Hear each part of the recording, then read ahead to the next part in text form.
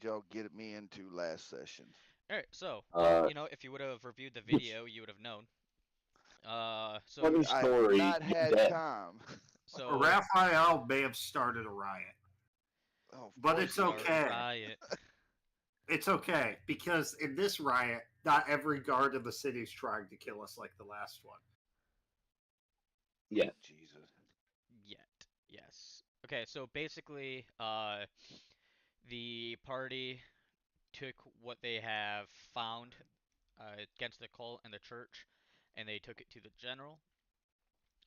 The general decided that it was enough information to take to the uh, townspeople to try to get them started turning against the church and the cult.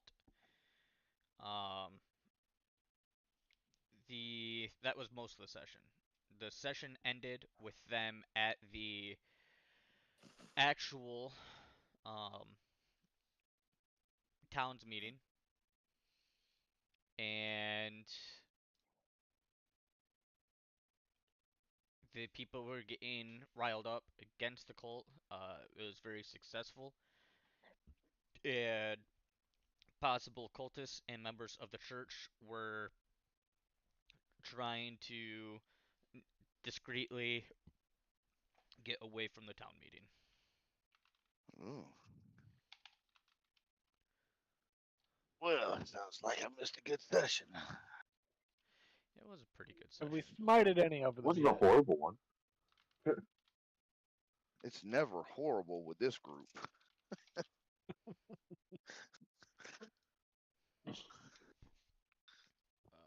What the hell?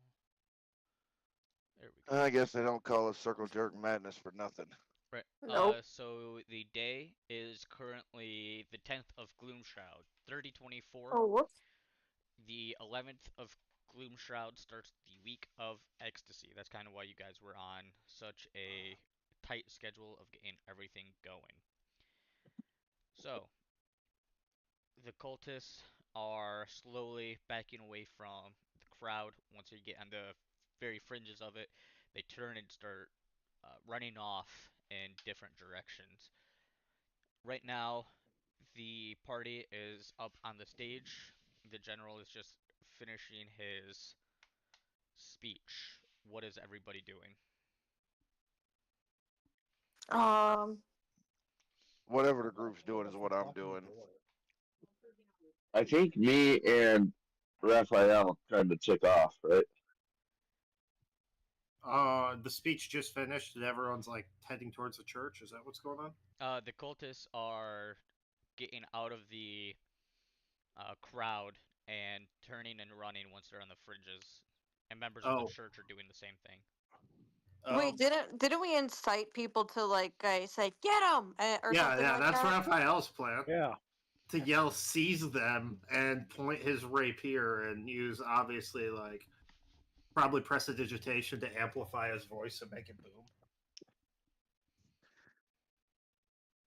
Hmm. Nothing I- bad can happen. right. So I guess my question is that out of the ones that are, I'll make a perception check and everything else like that. What do any of them look like in a higher standing, or do they all just kind of look like grunts? I would say that I am probably closer to. Is there a map or anything like that? I would assume it's probably like the crowd, and then there's like wherever the guy is standing on, and then we are just kind of like scattered throughout. Correct? No, so right now, think of like a big town center, and Mm-hmm. there's a stage, like a large stage that's up against one of the buildings, and you just have Okay. this massive crowd in front of you because it was a mandatory town meeting. Um, Were we all think so, standing kind of, on? kind of think like uh, Athens way back when, where everybody had to attend all of the town meetings.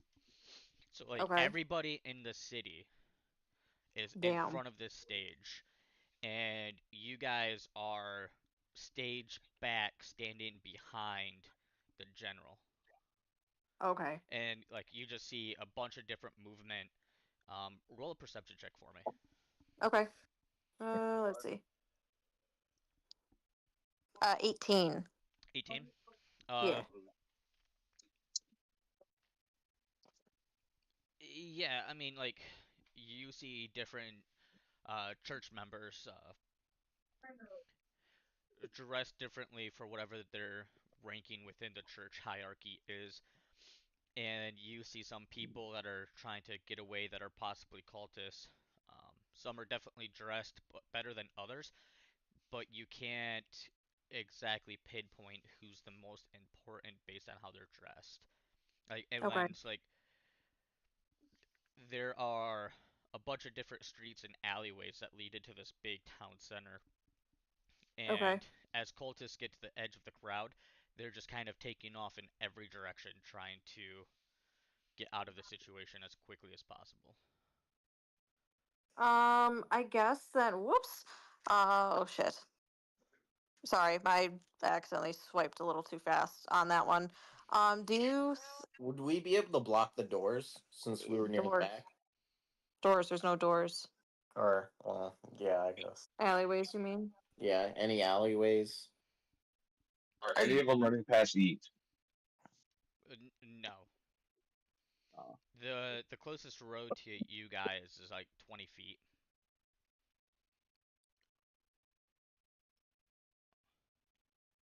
Okay. Yeah, Raphael's gonna yell seize them. Just to try and stir the crowd up even more. Yeah, I was gonna say Brittany was also going to kind of like flourish it a little bit. And then correct me if I'm wrong, Garrett. So is it like when I'm holding the blood of Vodrain that I get this oh wait, hold on. I think I was reading it incorrectly. Oh no, I was reading it incorrectly. For some reason I thought I was getting like a bonus in like charisma if I was like holding it, but I think I just read it wrong. Yeah. Okay, never mind. I was just gonna. They are like they're more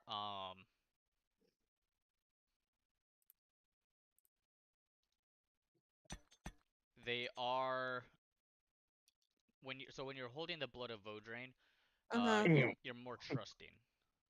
Yeah, that's what it said, but I wasn't sure if that also. But it also says in the next sentence that I deal or whatever it is to undead and stuff like that. So I wasn't sure if that was just like a description or if it was just more. I get like a little bit of an advantage if I'm trying to be like persuasive, I guess. Yeah, so like if you're trying to be persuasive, you're naturally more trustworthy. Okay. So like I would say like you can get a potential advantage based on what the situation is, or you might just get a straight plus something to your roll. It kind of depends on the situation. Okay. Um, yeah, the advantage against undead and fiends is separate. Okay.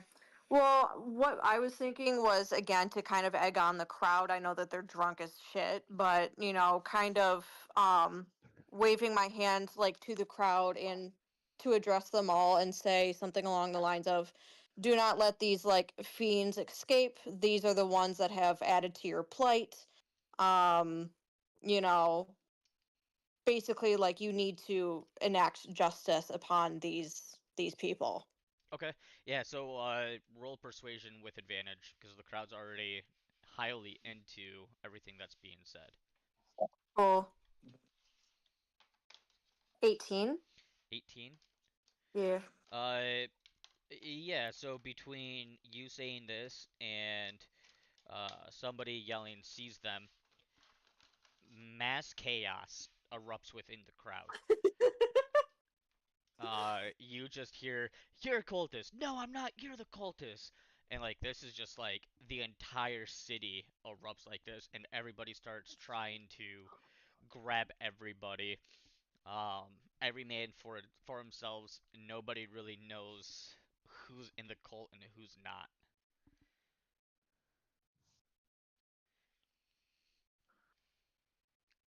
Probably should have been a little bit more clear.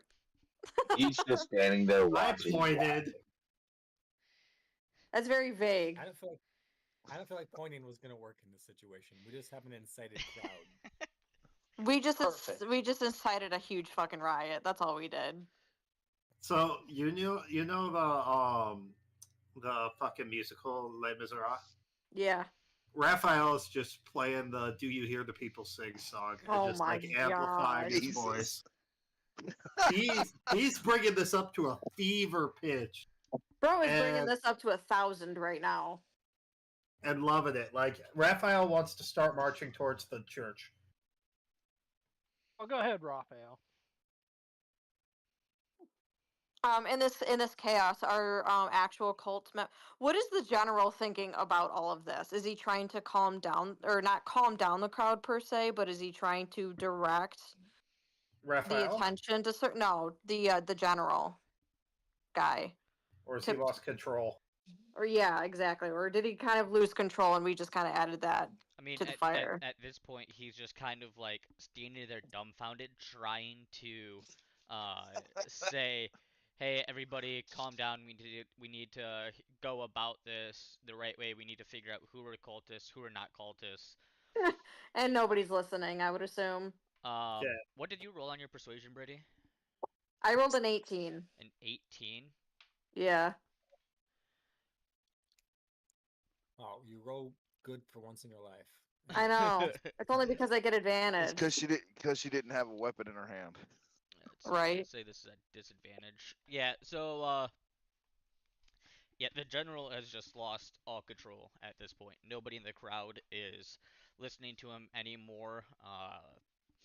The roar of the fighting is growing. So Raphael is going to use fly to fly above the crowd, singing and trying to direct everyone towards the church. Roll persuasion check with disadvantage. With disadvantage? Yes, disadvantage because they're at a fever pitch. Oh man, Oh. only 25 with disadvantage.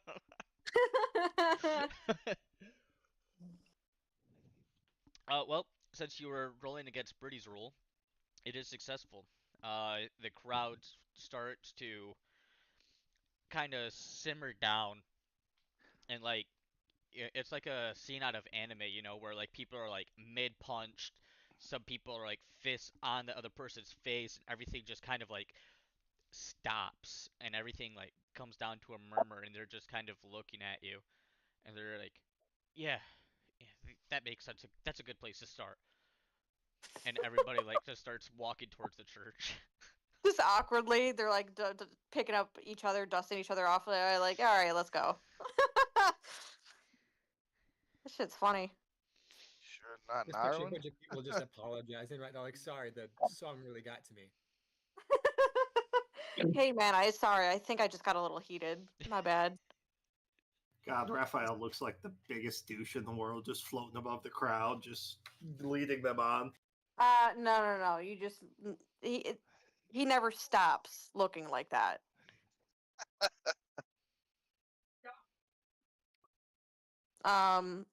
So is the yeah. So we're all going to the church. Is everyone lighting pitchforks and torches, or?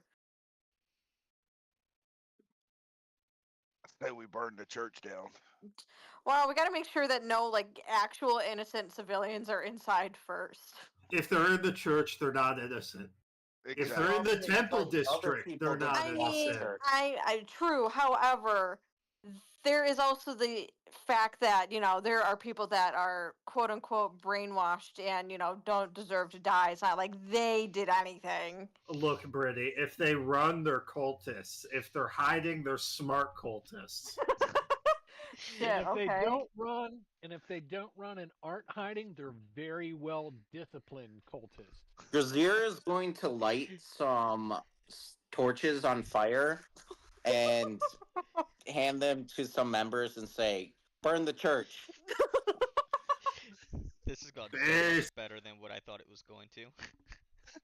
We are just actually inciting the worst violence upon like everybody in this town. Do I need to make a roll for that? Yeet is just walking around. Yeet is just slowly like strolling through the town, just swing like not at anybody swinging his axe, but just swinging his axe, humming "Let's Start a Riot." Just roll a persuasion check with advantage. Oh yeah. Probably. Oh, I have 0 in persuasion. This is gonna go great. Click it. I did. Oh, that's just slow. 14 on the first one. Let's see. Okay, 14. All right, yeah. So you start handing out torches. I don't. Where are you getting these torches from? I mean, I could just be picking up pieces of wood off the ground and lighting them on fire. Just Where did the pieces of trash. wood come from? I mean, he is a dragonborn. Like it's really easy for him to make things into torches. I can just grab any piece of wood that's laying around or pull it off a building. Okay, so we'll say like you Like, just here start you go. taking it off buildings, and like you take like the lamp posts that they light every night. You start taking those off the building and like handing them out to people, and you're like, "Burn the church!" And people start buying, like grabbing the torches from you, just yelling, "Burn the church!" He's like, one for you, one for you. All right, little kid, one for you. Remember, first we have to bar the Torches, doors get your so torches no one here. can escape. Torches here, get your torches. Oh, wait. Can I start selling them for money? Get your torches here. Torches. Hey. I'm gonna say no on that one. Damn it. Only 1 silver piece. 1 silver. Shit, these expensive. Just remember, it's not a war crime the first time. Bar the doors. All right. Anyways, back on track. Okay, so Okay. the crowd is headed towards the church. Are you guys following? What Hell is the yeah, we general? are. What is the Oh, general yeah. doing? The general is just kind of like standing there shaking his head because this is not what he intended to happen at all. He intended just to like his plan was to get the information out there and to get everybody rallied and then slowly do a takeover. That's too long. We don't have the time for that. Yeah, we don't have time. The festival is tomorrow. We gotta Where's do this the now. glory in a Well, well thought out Well, the plan to take over? His Festival ain't happening idea, now. his Mushu is going to idea. ask the general if he's going to try to arrest us after this day. So his We'll idea be fine. was that the festival wouldn't happen if everybody turned against the church. Well, festival ain't happening now. Shit. Yeah, right. Um. So I would say the general kind of looks at you, Mushu, and he's like, "Well, considering that I'm the one that hired you, probably not."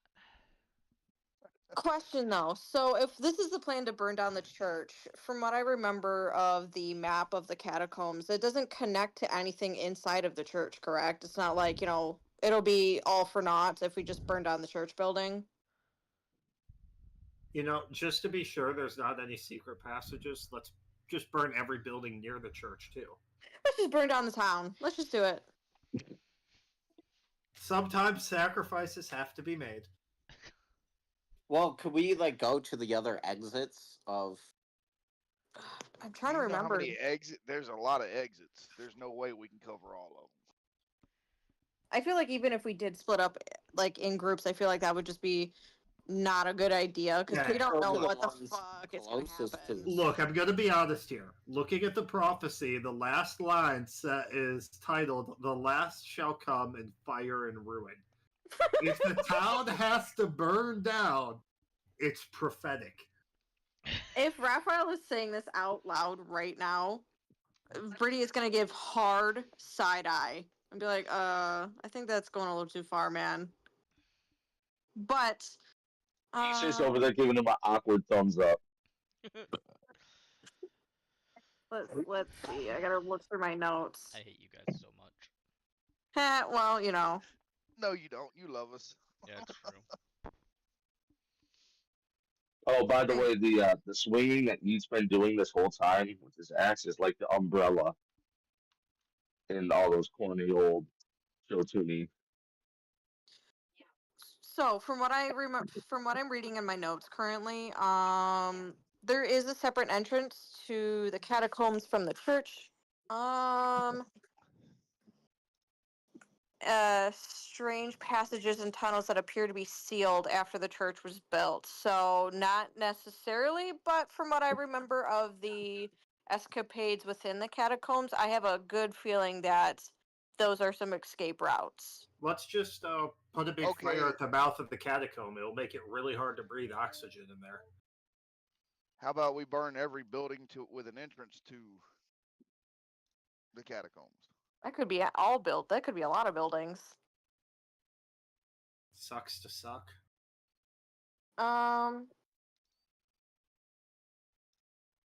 Oops. Let's see. Da-da. Oh, it's only for 1 minute. Never mind. Shit. I'm trying to see what I. Yeah, no, I have no good spells to kind of do any of that. Yeah, I'm just gonna go along with the crowd and see what happens. If anyone wants to split up and go to the catacombs, Mushu's gonna take to the sky and see if he can see if there's any of the cultists going into any other buildings. We should definitely try to stay together though. Oh, yeah, you're probably right. I have a feeling we got a battle coming up. I could feel it in my bones. Knowing the Gave away the DM, DM we saying most that we have, definitely have a Hmm. battle coming up.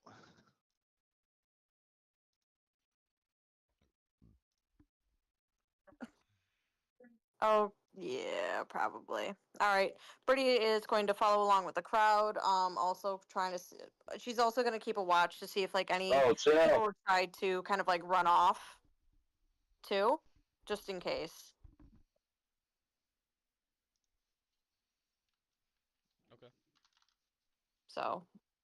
Ben will be at the rear of the crowd, making sure no one's trying to sneak out the back.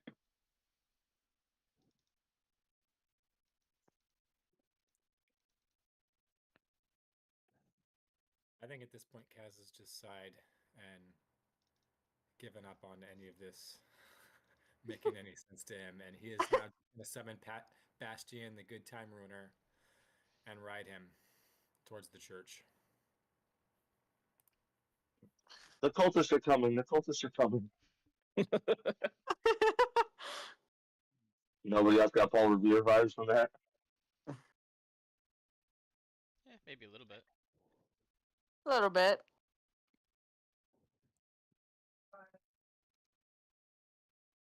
All right. Forgot that's what you. So named your everybody whole- is headed towards the church.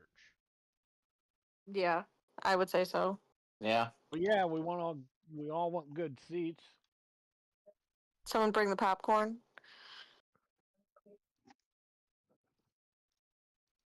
Okay. So you guys are all like kind of like intermixed into the crowd wherever you want to be. Once you get to the church, what are you doing? What's going on out there? Are they setting up defenses? Is it abandoned and deserted? Is there like a spooky aura coming out of it? Roll a perception check. All right. I'm Yeah. okay at perception. Now, Ooh. chill out. I got a 16. I got 18. Let's go sit in the chair. I got 15. Ben. Okay. Yeah.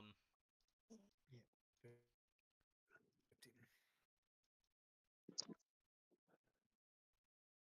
It is. I got a 19. It's surprisingly quiet. Mm. Even with all these enraged Well, I townspeople meant out? like at the actual church itself. Like you have the enraged townspeople, outside yelling towards the church, telling the cultists to come out. But nothing happening. I guess Raphael will yell, "It is time to tear down their false idols and put the deceivers to the sword.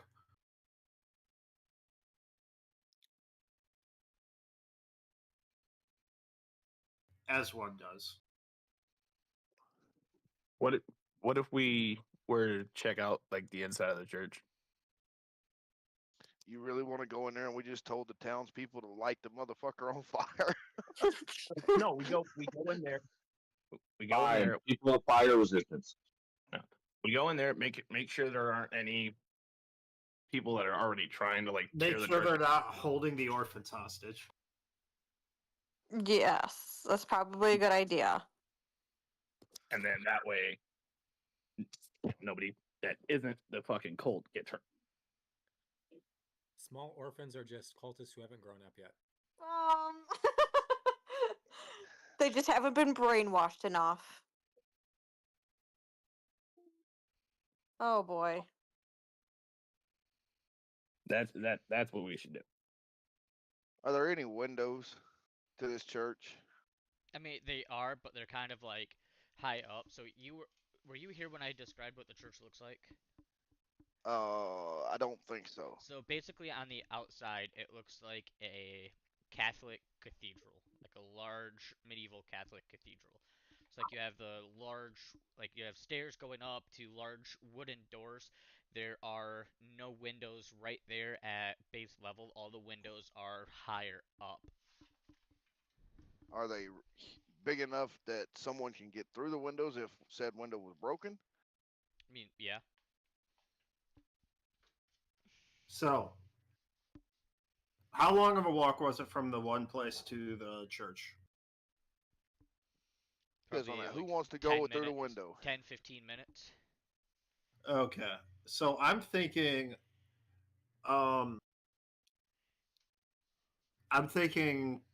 Yeet walk up and kick the doors open to the church.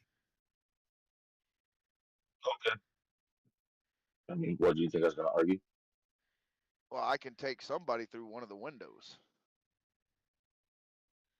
Well, if you won't fly up there and see what's going on first. Let's make a grand entrance. Just bust through the window and go in. Fair enough. I like Yeet will volunteer as tribute. With some pizzazz, we are going The to red into coats are coming. The red coats are coming.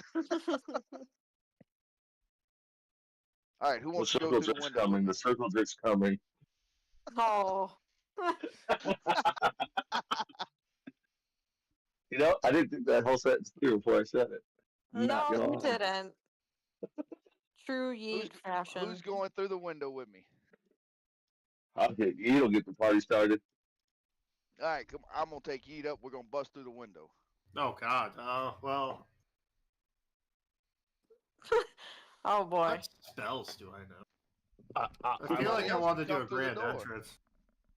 I think the rest of us will line up at the door, and then when we hear the glass shatter, I'll just like throw open the door, and then the rest of the party rushes in. That works.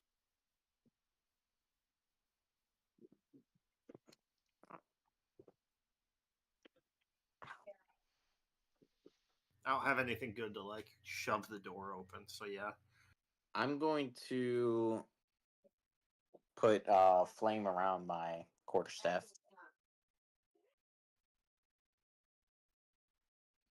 Okay.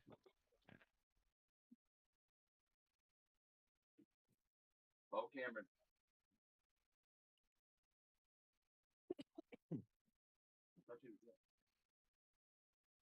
So,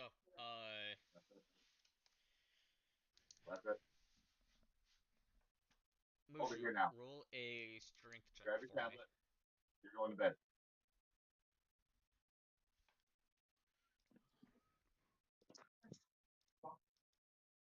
Huh, 8. 8. So, as you go to you unfurl your wings and you start going to fly and you try to pick Yeet up, you're just not successful in actually getting him off of the ground.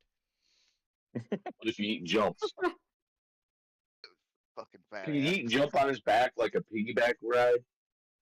No, the point is that you're too freaking fat for him. I have an idea. hear it. Let me just see how long it lasts. Light as a feather, stiff as a board. Okay. Mushu, get ready to lift him. Raphael's gonna cast Reduce on Yeet. It lasts 1 minute. So at 59 seconds, throw me through the window. All right. You can set. Is there like windowsills? Probably not, seeing as it looks like a Catholic cathedral. I mean, if there's like a footing for him, you could just send him up there, and then as soon as he grows big, he can charge through.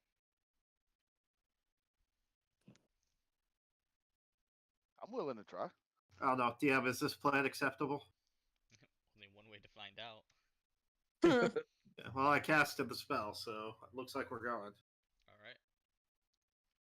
Come on, Bomb enough. All right. Everybody, let's go. Yeet becomes small. What are you doing?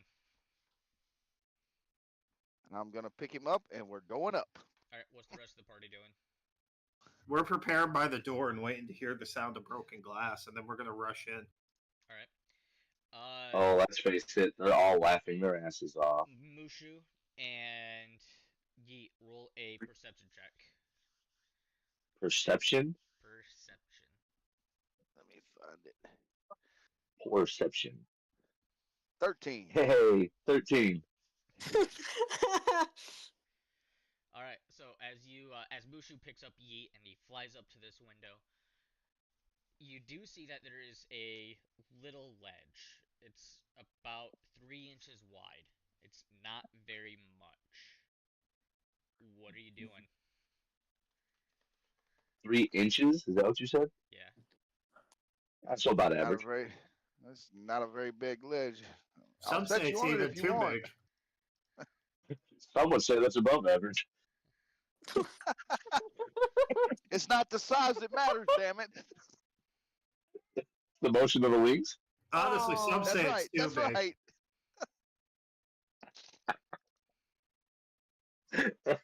Uh, All right. I'm gonna be. Hey, do I have to roll anything to make sure I know how to count to a minute? Because I'm keeping track of that now. No. I would say that you have Is a it? pretty fair idea. Oh, that's not like a intelligence save. No, so Well, I'm sure you can feel when the spell's wearing off. right. So once you get up there, do you see this ledge? What are you guys doing? I'm going You to. on the How ledge. big am I? What's the spell say?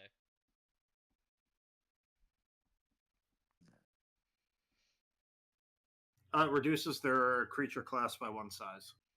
So I'm small or medium. No, you no, because you said I was medium, so I am small. Would I be able to fit on the ledge?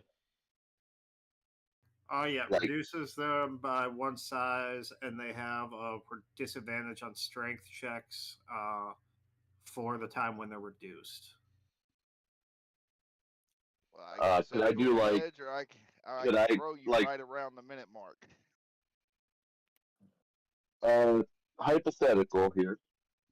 If I were to stand tiptoed on the ledge and kind of like arms in the, because cathedrals usually have like set in windows, right. so that 3 inches would probably go all the way around the window, safely to say, right?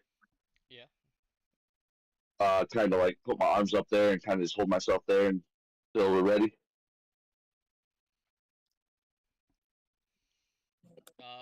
So you're too small to reach from like side to side on this window. Oh, it's that big. Okay. In your small form. Yeah, like they're pretty large windows here because like these are like some of the main lights coming into the cathedral.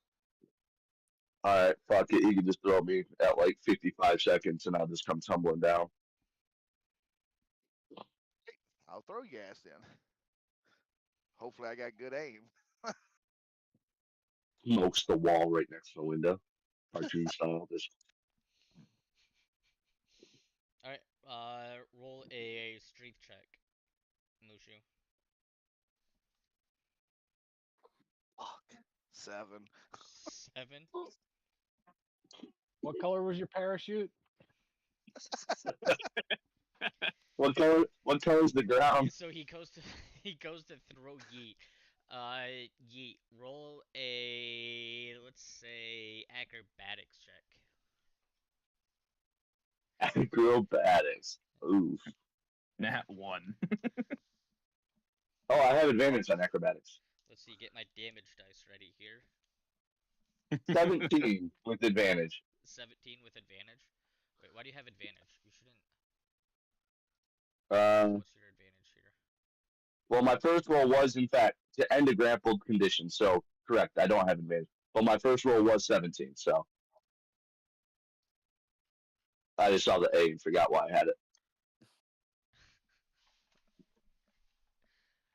But I do. My first roll was a 17. You can check the log. Nope, I see it. You're good. All right. So like, he kind of throws you, and he throws you short, and you like you're still in your small form. You grab the ledge. Roll a strength check to see if you can pull yourself up. Remember, it's at disadvantage because you're still in small form. Is that a save or just a standard? Nope, just a standard strength check. You're just trying to lift yourself up off the edge. Disadvantage. Come on, baby. 19. Yeah, so you're able to successfully pull yourself up on the edge. And as you're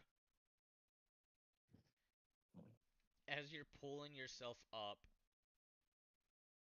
your feet touch, like you have like you swing your right foot up and it gets the corner of the edge and you come back to your regular size. Roll a dexterity save. Oh my gosh. I have advantage unless I'm incapacitated. And this is how That you doesn't die. matter. 16.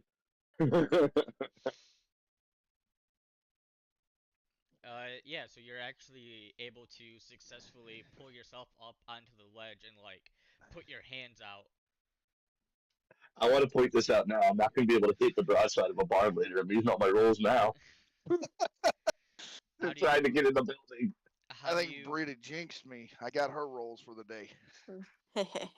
how do you plan on getting into the window? Is it like a thick window? Yeah. Mushu's And gonna you said, dive bomb it and push ye through it. yeah, that works for me at this point. I like it. All right, Mushu, Does it count on strike? roll to hit. Wait, can I raise first? Which one is that? I'm No, been a you while. cannot rage right now because like this is just all like bang bang bang bang bang happening. Roll a Can I be mad that I just fell? Can I be mad at him? That's a fair assessment. He roll dropped me, and I a finally get up, and now I'm mad. roll a uh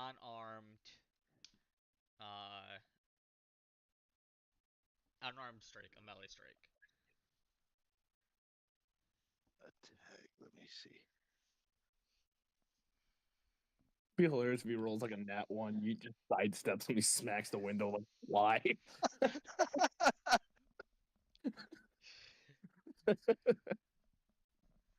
Where the hell is my unarmed? Actions. Should be under attacks. Under attack. That should be unarmed, or yeah, unarmed strike. I do not have an unarmed strike under Yeah, attack. yeah, you do. Actions all unarmed strike. I'm looking at it right now. Oh, okay. Fuck. 9. Well, lucky for you, it's a window. So you hit Yeet. Yeet, you take 5 points of damage, and you both come tumbling in through the window. Like, so when you come through, like there is like the upper balcony, but you are still falling. So you each take an additional 6 points of damage. Well, when we Oh, hear no, the wrong. glass shatter, and I'm assuming Geets scream as they get launched in the window, we're gonna open the door and rush Shut in. up, my bitch! Hopefully, Red- Yeet's fat ass don't fall on nobody. Hey, you're lighter than me, so you'll land on me. and you have wings. Oh, and if you're wondering what the crowd's doing, remember my last order is for them to tear down the false idols and destroy the deceivers. So whatever they think is accomplishing that, I'm sure they're doing it. All right. So you guys come into the church and you run headlong straight in. As you get to like the center of the worship area, all of a sudden you're surrounded by cultists. Uh, Mushu and Yeet. As you come crashing into the window, there's a half a second where they're not prepared, but then you have cultists around you as well. Uh, How many cultists would you say are surrounding us? there's about 60. Holy Was shit. that 1 So 6 or roughly 6 even 0? Yeah, so there's about Was that 60 down below with you guys, and then there's about 30 surrounding Yeet and Mushu. And I need one of the people on the ground to roll a perception check for me. Got it. 22. 22. All right. So you see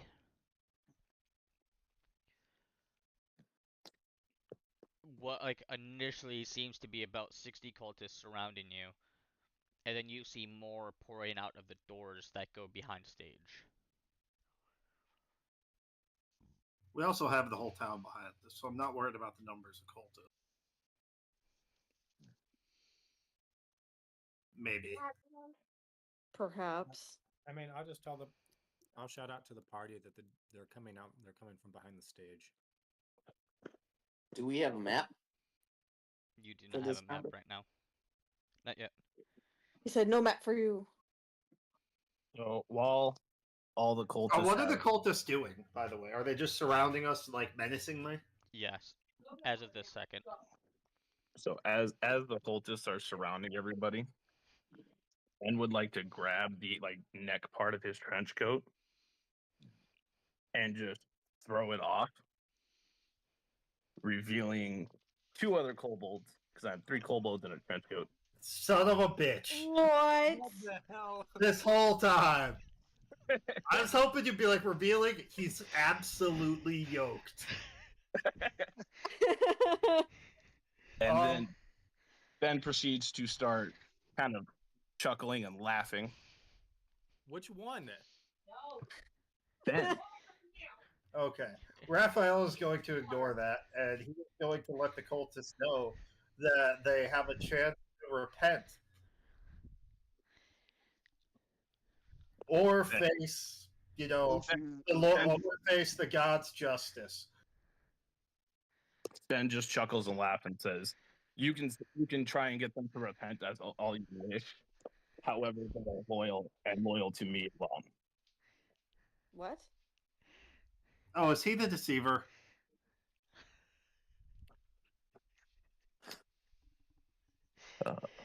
Is Ben the bad guy? 3 kobolds in a trench coat is the big boss in this one? What the fuck?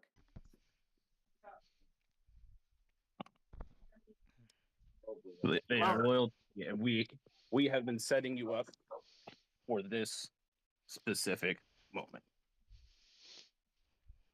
Okay. Well, did any of them take Raphael up on his offer to repent? Roll a persuasion check with disadvantage. I'm so scared of that disadvantage. It's gonna be 7. Oh, I rolled 2 4s, so that's 17. No, they did not take you up on your offer. Man, what a high DC. Is there like in this section of cultists, is there like any like torches, braziers, or anything like that? Just like what are on the different columns along the way, giving off light. Okay, so is there one that's like surrounded by cultists? I mean, not in particular.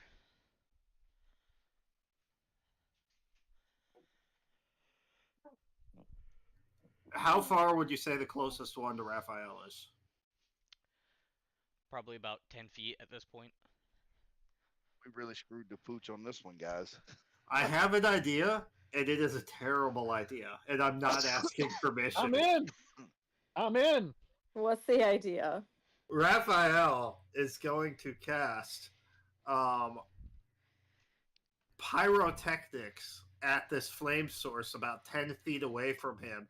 And now there's a thick black smoke cloud within a 20-foot radius that moves around corners, and everything in the smoke is heavily obscured, and it lasts for 1 minute or until a strong wind disperses it. Okay.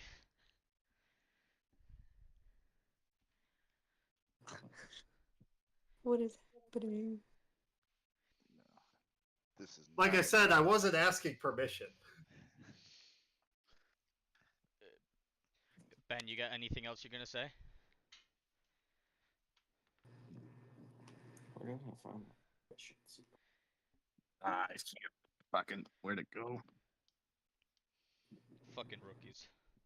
I I had this thought whole Raphael and Ben got along. Damn. I had this like whole like evil villain speech rolled up on fucking ChatGPT, and I fucking closed it on accident, lost the whole speech. It should still be You're saved in your fired. conversations. We can wait. I can go get some water because Yeah, I feel we're like just on that session. we'll take a quick break and come back to it.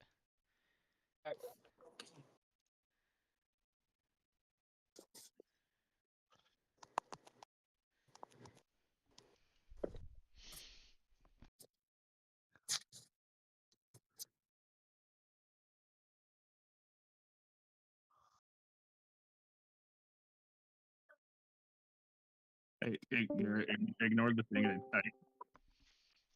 Okay. Yeah, just ignore it. I just didn't want to fuck around and fucking close it again. What I missed? Sorry, I had to get up and do something real quick. Something about we're taking a break. Yeah, we're taking a quick break. It was just revealed that Ben is the bad guy, and he was 3 kobolds in a coat. He's the bad guy. Yep. And he's 3 kobolds in a trench coat this whole time. Mental burst 3. I literally blew my mind. I never actually saw it coming. I was really hoping when he pulled the trench coat off, he was just gonna be absolutely jacked. Like he was secretly a dragonborn this whole time. Like you fucking like I was what's his face from the Avatar series? Fucking Christ, what's his name? Iroh. Iroh. No, not Iroh. The Earthbender guy. Oh yeah. King Boomy. King Boomy, yeah. Wait, so was there any like monologue? I had one, and then I closed ChatGPT. Fucking had to ad lib one.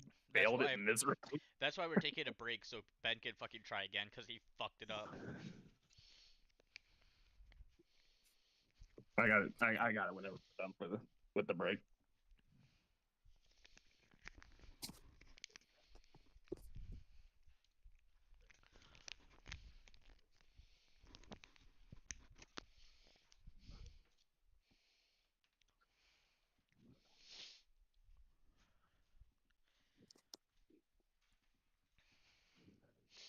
So who's all in training with you guys tomorrow? It's me, Griffin Way. Dixon, Breckhisen, and Faulkner.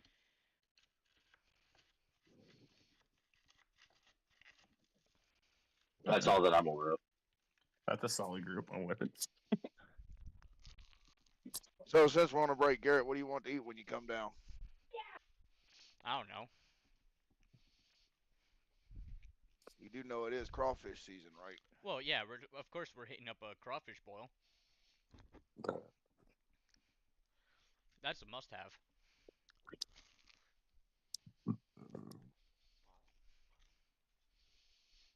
But I'm not sure past that. There's so much good food.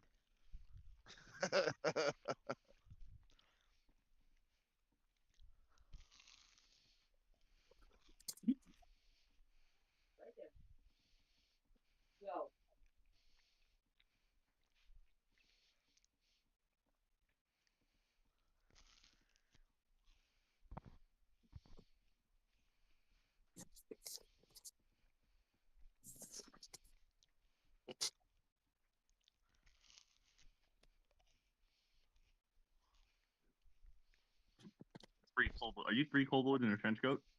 Does 3 kobolds in a trench coat? No. Yeah, fucking day one, Zach asked that. What the hell? It's the fact that all I had to do was be like, no, and they're like, oh, okay. Wait, I did ask that? Yeah. Yeah, like literally, as soon as the combat was over, he joined us. 2 seconds in, because I was like, this is my, I'm Ben, the trench coat I wear. You're like, are you 3 kobolds in a trench coat? And I went, no. You're like, all right. I imagine it was like that fucking Key Appeal skit where you were just sweating. I can't believe that was a correct guess. I remember messaging Garrett. I was like, holy fucking shit, how? Man has a natural perception of like a million. Hey, out of curiosity, how far away is Yeet when this is revealed? I mean, you're up. I mean, top, aren't you? you're up top. Yeet's not even aware of it yet. He's gonna jump No, down and try and protect him. hypothetical.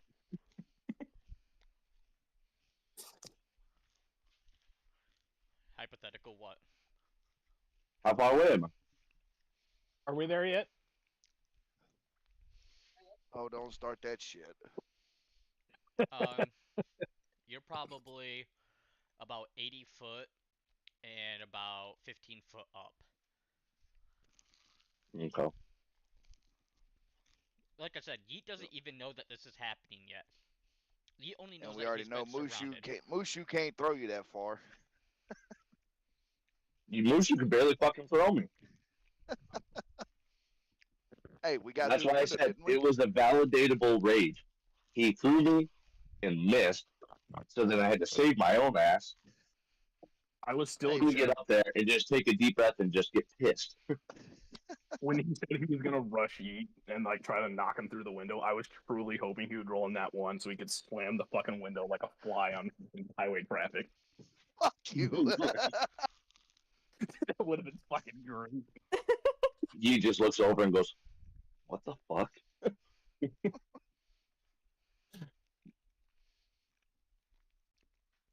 I wanted Yeet When to he know rolled a so 9, bad. dude, I'm telling you, I'm not gonna hit the broadside of a barn now because I fucking did that.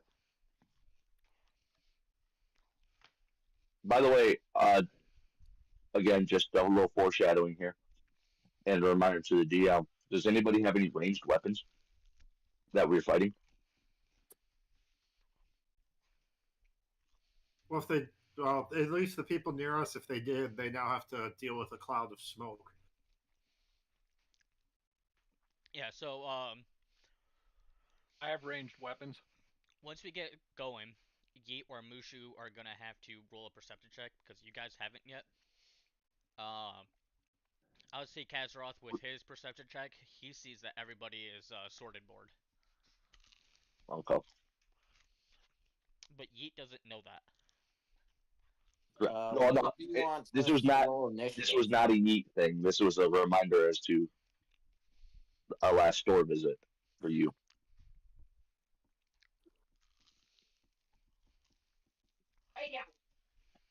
When do you want us to roll initiative?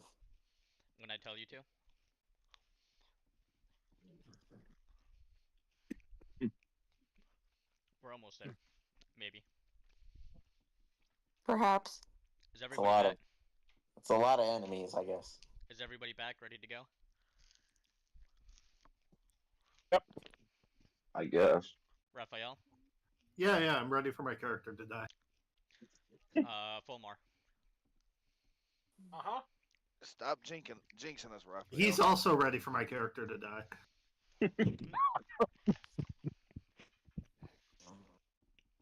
I think everyone in the party is ready for Raphael to die.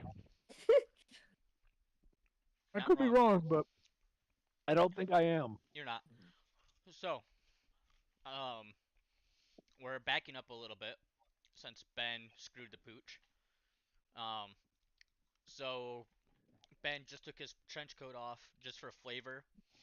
Ben will give his speech, and then Raphael will make the lights go out. Ben, go ahead. You stand before me, trembling, clinging to the last shreds of hope. How amusing. Did you really believe you could stop us? That your defiance, your so-called courage would make any difference? You are insects scurrying beneath our heels, screaming of righteousness as if it holds any weight. But the truth is, power is all that matters, and now we have it all. Your world is already mine. Your heroes broken. Your resistance crushed. Everything you love will burn. But I am not without mercy. Bow before me, swear fealty, and perhaps I will let you live. To serve, to kneel, to witness the glorious empire I shall build upon the ashes of your failures. But if you choose to fight, if you still cling to that foolish dream of victory, then by all means struggle. Scream. We do enjoy. Yeah, we do enjoy watching you die. All right. Can I roll a perception check to see if I heard that or noticed any of this? Because that seems like a big, dramatic. I would be projecting it. So like Roll. possibly. Yeah, I would say go ahead. Just based on where like it is, like he That 20. probably, I would say he probably walked up to the stage while he's saying this. Um, So so yeah, you hear it. can just shits and giggles here. I have ability with my weapon to voice manipulation. Can I just make my voice very loud and just say, "Who let the fucking lizard out"? Um,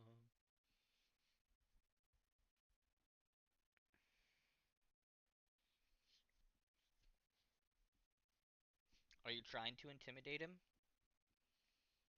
Yes. Yeah, cause like it doesn't. The voice manipulation doesn't make your voice louder. It makes it distorted. Oh, okay. I didn't read all the way through it. I just saw the voice manipulation. Yes, I am. This is an attempt to intimidate him. By the way, Raphael's response to that speech is going to say, "You liar! You were three kobolds in a trench coat," and charge him. Are you After submitting? turning the lights out. Yes, I am turning the lights out. No Okay. take backsies. Okay. So here we go. You guys ready for this? It's gonna be a lot of fun. So Yeah, Fun for who? okay. Is it? Rocks fall, we all die. all right, we're gonna go through this cinematically. Hmm. Okay.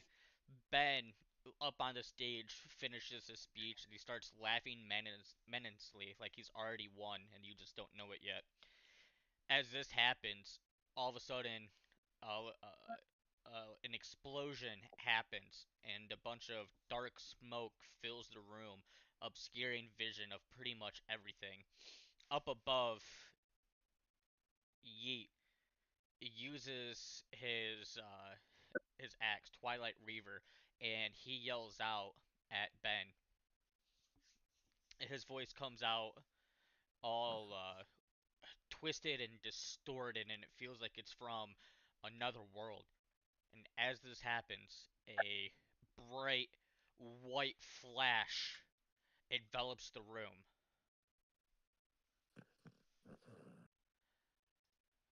And you are no longer in the church. What?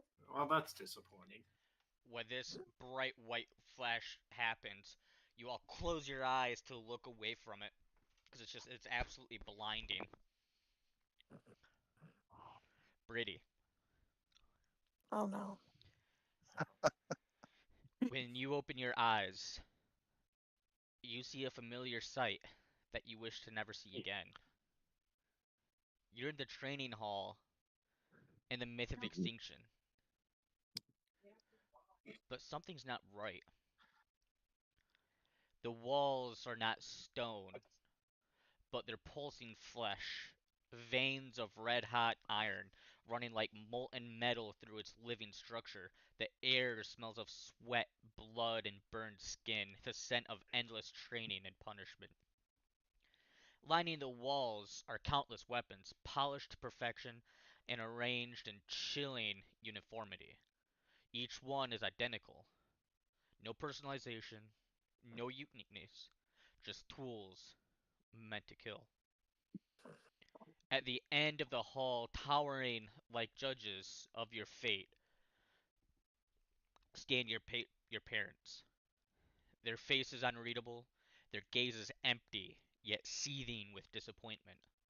Behind them, shadowed figures watch in silence, Dozens, hundreds faceless warriors just like you, yet devoid of will. They are the ones who obeyed. They are what you are supposed to be. At this time, you notice a metal collar is clamped around your neck, searing against your flesh like a branding iron. Heavy chains snake down your arms and your legs, binding you, but leaving you just enough freedom to fight. It's a familiar weight, one that you thought you left behind.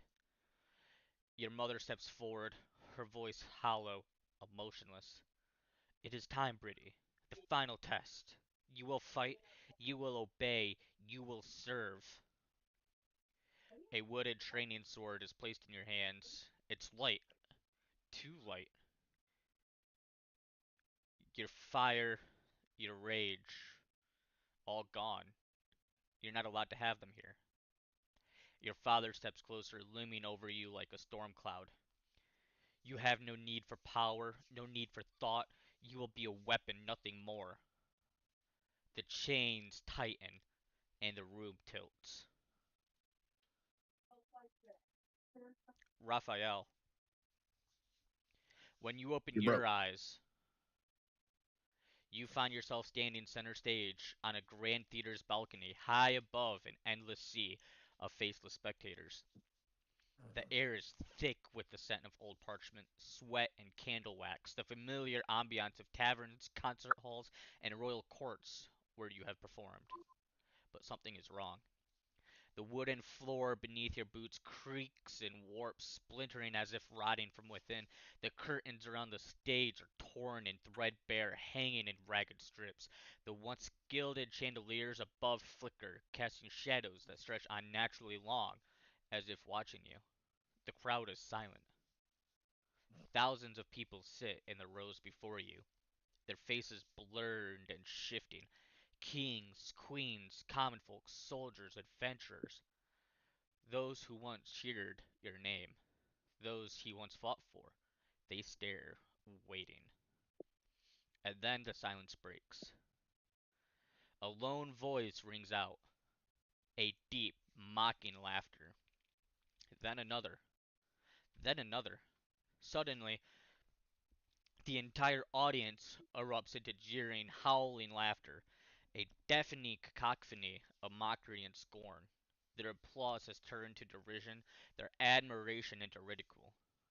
The banners that once bore your name burn, curling into ash, leaving only words scrawled in blood across the ruined theater. The fraud, the jester knight, the azure fool. Your name is not praised, it's spat. The leader grows louder, rolling like thunder, distorting reality itself. The once grand theater shifts and crumbles, revealing fragments of your past, failed battles, missed opportunities, moments of doubt. A duel lost that should have been won, a mission abandoned before completion, a promise made but never kept. And at the center of it all, standing before him, is yourself, but not as a hero, as a failure.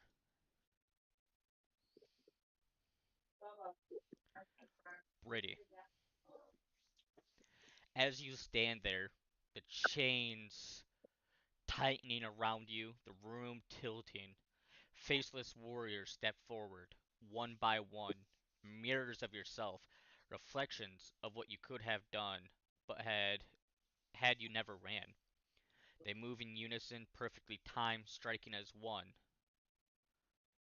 But you don't feel Be right fear, back. you don't feel anger, you don't feel anything. She swings at you and you deflect. You move with perfect form but no will. Every step is preordained, your actions dictated, controlled. Your thoughts grow distant, cold. Your hands move before you command them. This is what your parents wanted, a machine, an unthinking killer. With every strike, your heartbeat slows. With every step, the drains grow heavier. With every breath, you forget a little bit more of who you were. The fight never ends. There is no victory, no defeat, just endless, mindless repetition. Your mother watches. Your father nods in approval. The faceless warriors stare, hollow and obedient. The walls close in, the ceiling lowers, the room tightens around you. You're being forged or shaped into something that isn't Brady anymore.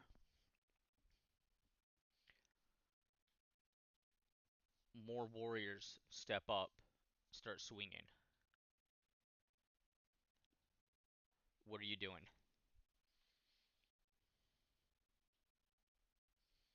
I don't even know how to how to process all of that.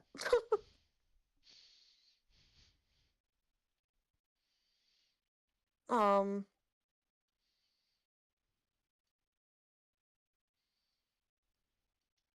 so you said like a bunch of just more of them just came up and just started swinging. Yeah, they're they look like clones of yourself coming up. You're like you're fighting yourself.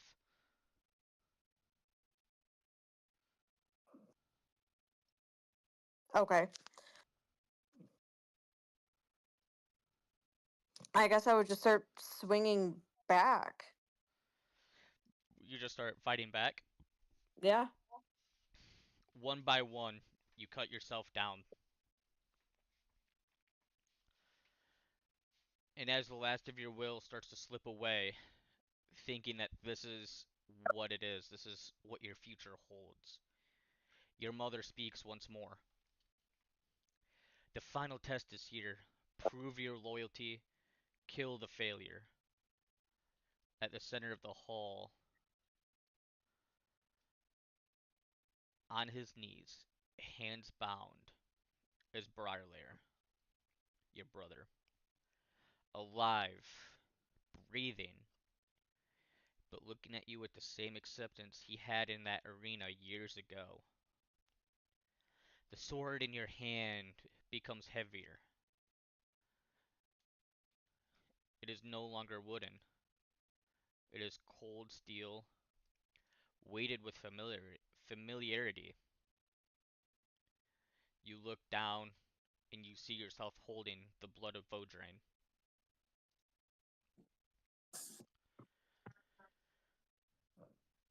Your father's voice rumbles through the air, absolute. You know what happens if you refuse. The faceless warriors stand motionless, waiting for you to join them. The chains tighten, the walls close in, everything slows.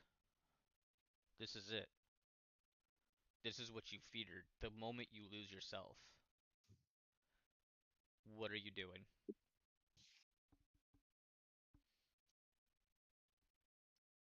I feel as though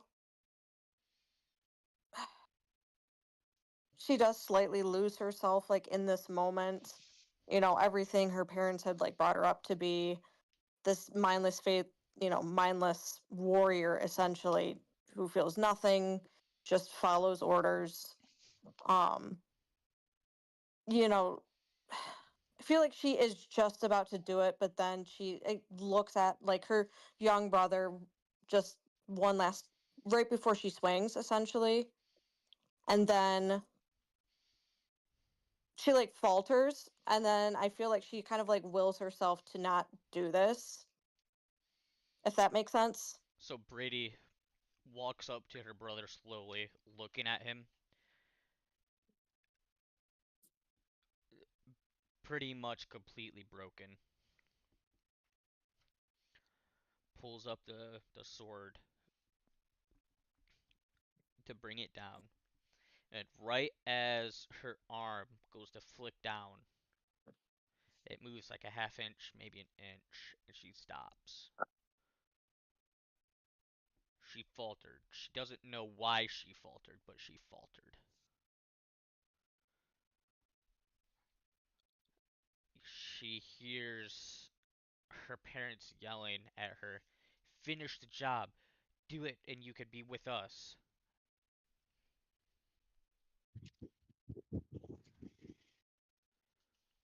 What are you doing? She listens to them. She acknowledges them. They're right. This is what she this is what I need to do. But then she just keeps looking at him, and then just like very slowly, memories of like him just doing something kinder, because that was an emotion that was stamped out pretty quickly. And then, but then she just doesn't know why she latches onto that feeling, jealousy, because he is so young and naive. And then, that type of thing. But then she reverts back to kind of like holding the blood of Odrain over him, and then just kind of still falters. And then she's just kind of like really fighting back at this moment in time. She doesn't really want to do it. She doesn't know why, but she knows that she does not want to do this in any way, shape, or form. So Brittany falters the first time.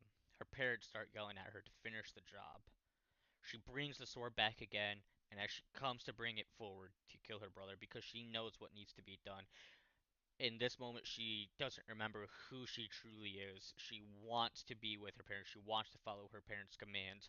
Maybe, just maybe, if she kills her brother here, these chains will be taken off of her. And as she falters a second time, a unfamiliar, warm feeling comes up through Britty. And she falters a second time, and she doesn't know what this feeling is anymore, but she still latches onto it, and all of these memories start coming flooding back. Everything that she had been through, from killing her brother to all of her current adventures. And as this happens, your parents' faces start to distort, and the walls start to bleed shadows down, and the warriors start flickering. What are you doing?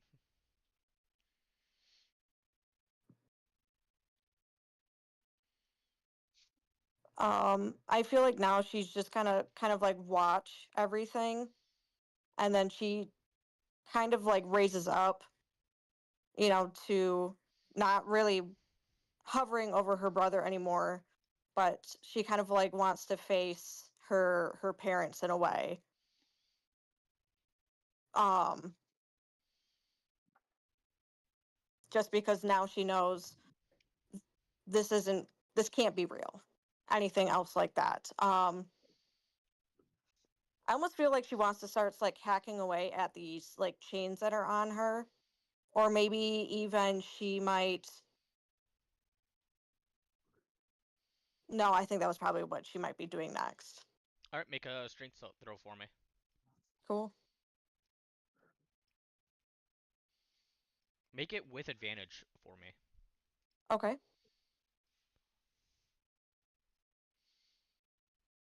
Okay. Yeah, I'll take that one. Um, dirty Here's 20. Dirty 20. Yeah, Yeah. so you manage to break one chain off.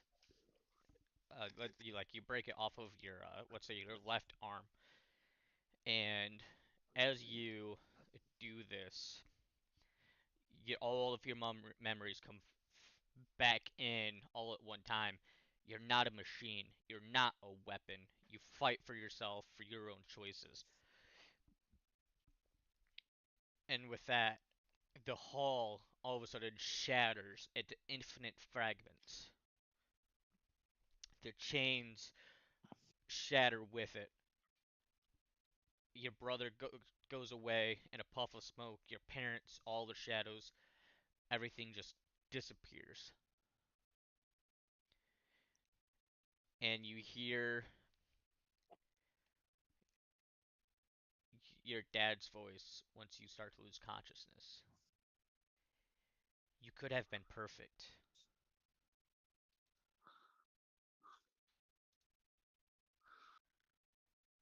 Raphael, Ooh. your reflection steps forward from the shifting mirage of failures, a twisted, exaggerated version of yourself. Your Azure armor is rusted and cracked, hanging loosely off of his frame like a child's costume. rapier is bent, dull, and useless. His lute is warped, strings frayed, emitting a discordant, grating noise with every movement. And your face is painted like a jester, like a fool. You hear your own voice spilling from the reflection's mouth, but twisted, dripping with venomous glee. Look at you, the great Raphael, the chosen hero, the shining knight. What a joke you've become.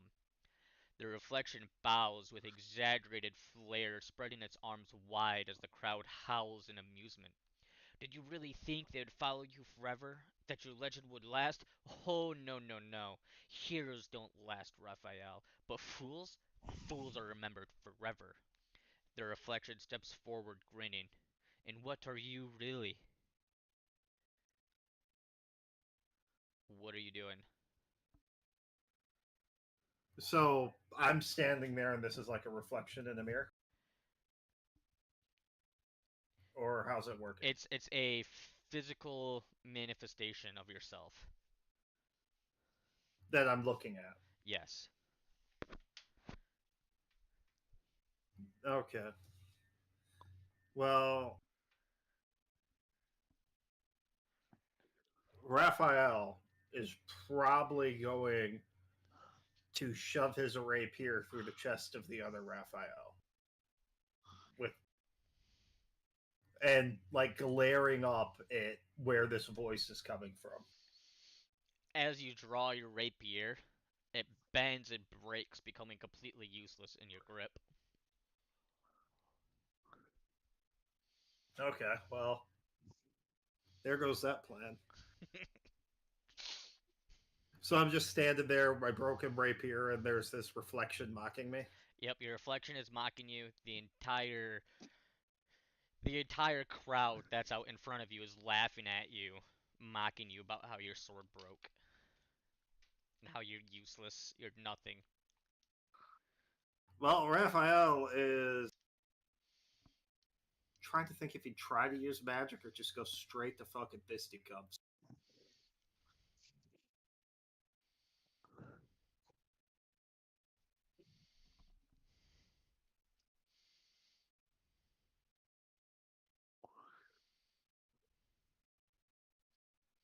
You know, he might at this point mock the reflection of himself as a poor imitation of perfection So you by start. casting vicious mockery on the reflection of himself. Basically, chastising the voice he heard and saying, "Is this the best you could do to mock me?" So, as you cast Vicious Mockery, Let me guess, I hit myself. it comes out as garbled nonsense, met with cruel laughter. Okay, now However, it's fisticuffs time. however, because you are mocking yourself, the message still breaks through. And everything collapses, shattering into a million shards around you. And as you lose consciousness, you hear your own voice whisper. Who you are is not a story. It is not a name. It is yours. Great, another voice I have to fucking kill.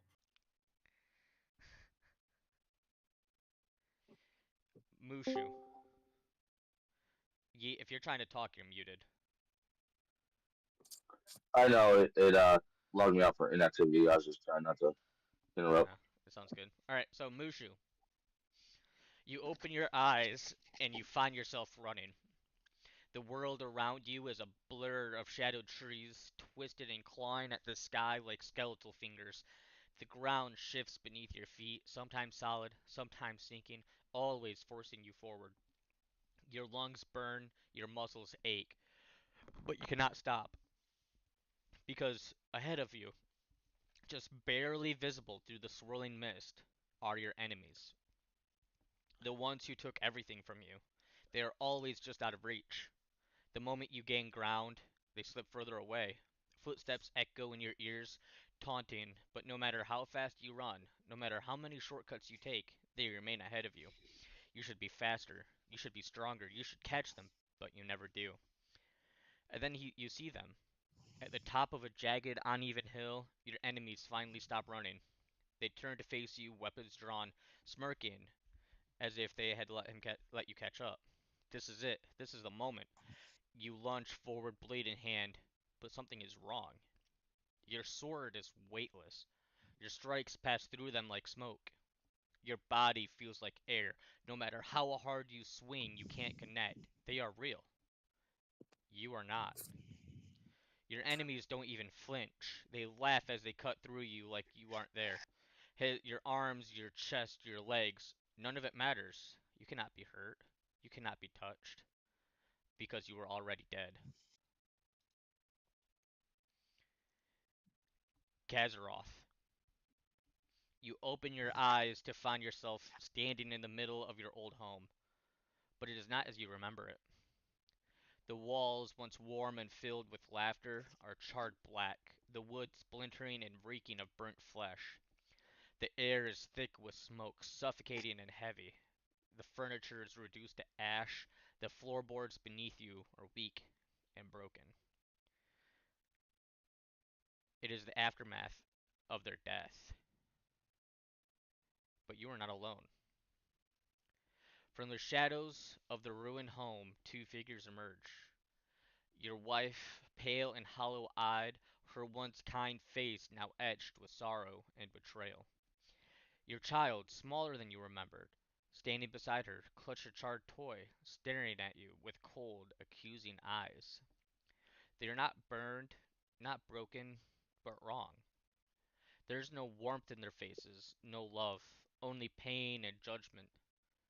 Your wife's lips part, her voice a whisper, hoarse and cracked. You let us die.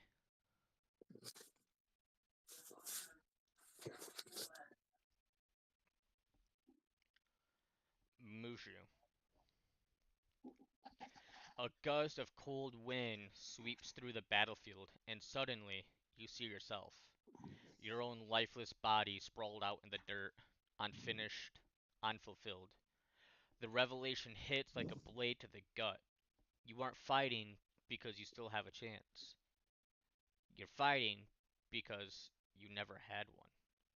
You died before you could finish what you started, and now you are nothing but a specter, cursed to watch your enemies continue to walk free. Your vengeance will never be complete. Your purpose was stolen from you. Your entire existence was meaningless. Your enemies step over your corpse and continue walking, laughing, fading into the fog. What are you doing?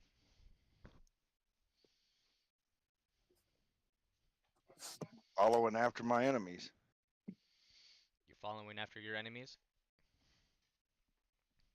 Okay. As you start walking after your enemies, you keep hearing whispers in your ear. You should have been faster. You should have been stronger.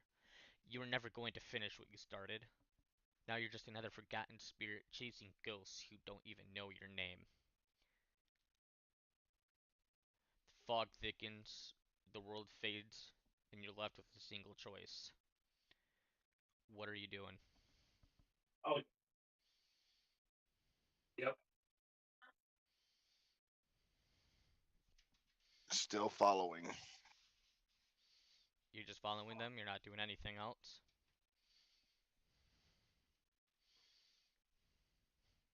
Still trying to attack.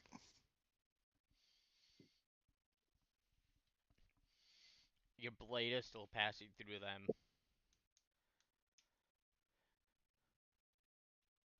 As you attack, are you doing anything?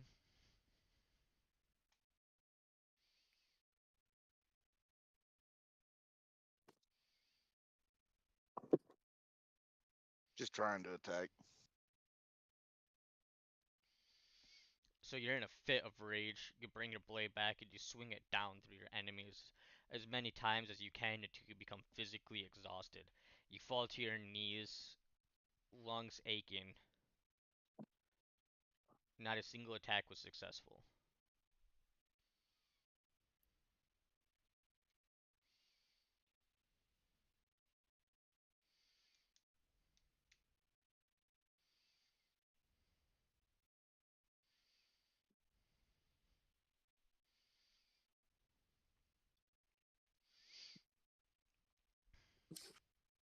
What are you doing?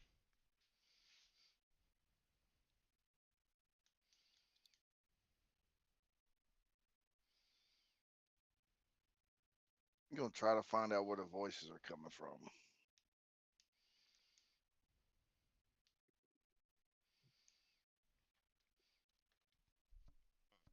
Roll a perception check for me.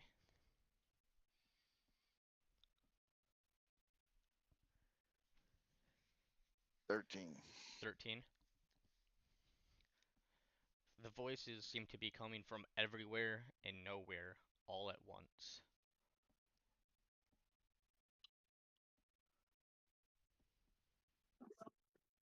Well, that's not very helpful.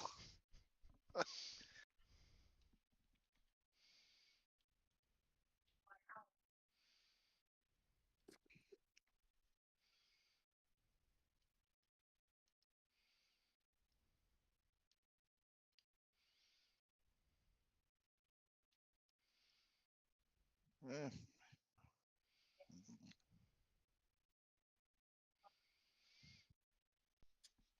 As you're I, fa- go ahead. I was just gonna say I failed.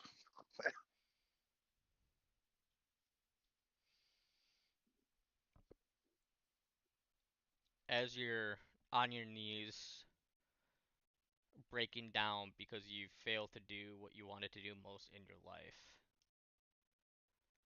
your enemies just start laughing at you and start walking away.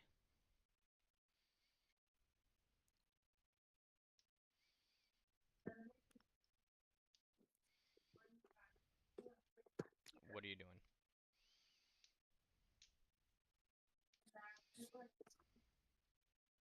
I'm gonna turn and walk away. You're just gonna turn and walk away? Yep.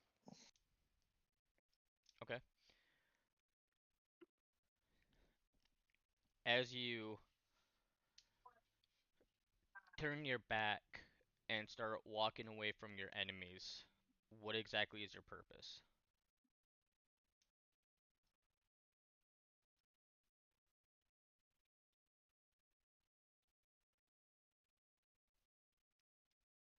Try to move on. You're trying to move on, like you're trying to like find a way out of the situation you're in? Nope. Move on to be with my family that is long gone.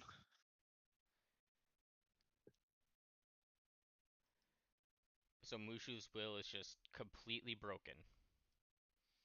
Yes.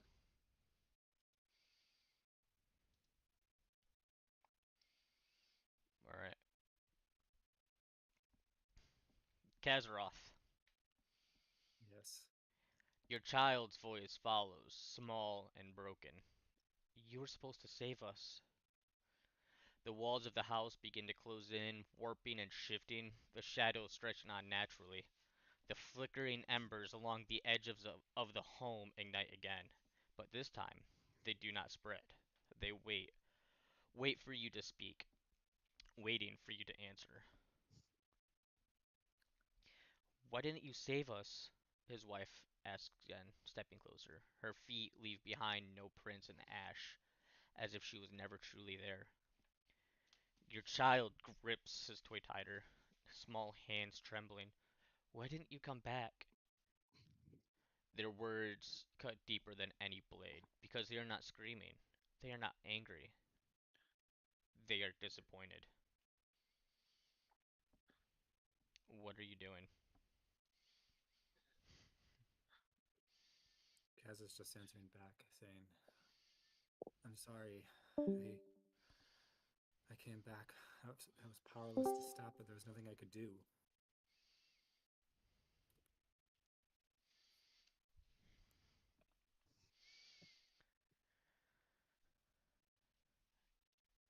You just hear, and your wife's voice slightly distorted.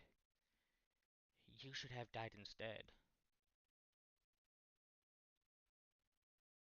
I wish that I could have traded places with you. I would have done it. I would have done it if there was a way to do that. Your child shakes his head. It doesn't matter. We're still gone.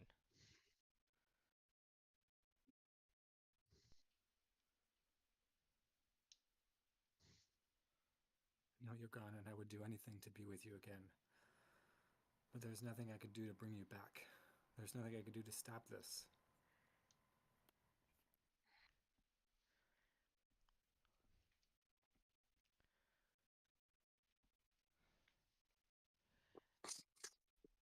As you say the first part, the flames flicker brighter and starts to come closer to you. And your wife's face twists in anguish, her eyes darkening with sorrow. Then why do you feel guilty? And then, as you say that there's nothing that you could do to change the past, her face softens, your child's tears fade, the fire burns itself out. The house dissolves into light, and the last thing you hear is your wife whisper, "Live, Kazaroff. Live."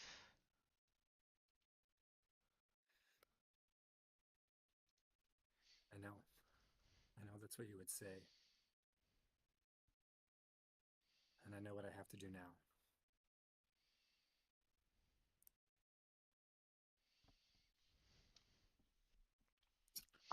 Yeet. You good with us for a minute, buddy? Yeah, I'm good. I just been muted. Okay, I just wanted to double check. Yeah, So, no, just one. Yeet, your eyes open to find yourself standing in a field of ruin. The sky is black and endless, a swirling abyss of storm clouds that never move. The air is thick with the scent of blood, the metallic tang clinging to your throat. Beneath you, the ground is soaked in red mud, bodies strewn out across the battlefield. Bodies you recognize. Your friends. Their weapons lie shattered, their bodies broken, some clutching wounds that still seep with fresh blood. Their eyes, lifeless, hollow, empty, are all staring at him. And in your hands, you grip Dusk Whisper. The axe is dripping, still humming with power, still whispering, "You did well, Yeet, but there is still more to kill." Your breath catches in your throat, your hands shake, but your body does not feel like your own. You try to let go of Dusk Whisper, but you can't. The axe pulls at your fingers, fusing to your grip. Its dark metal pulsing with an eerie red glow.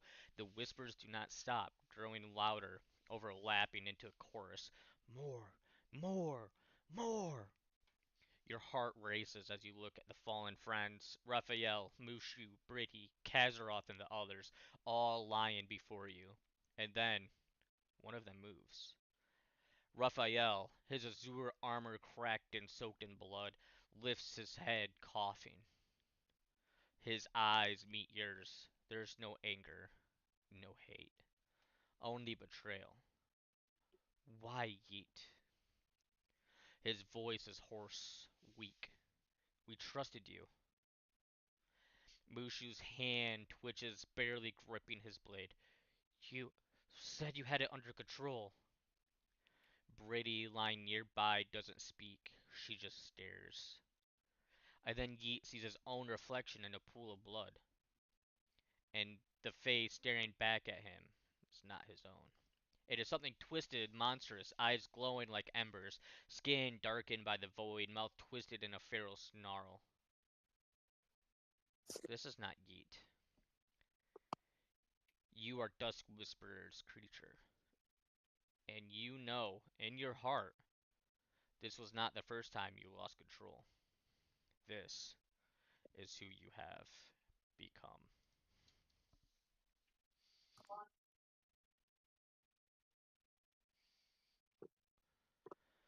Fulmar, Yep. you open your eyes to find yourself standing in a grand hall, one you have seen many times before in your memories.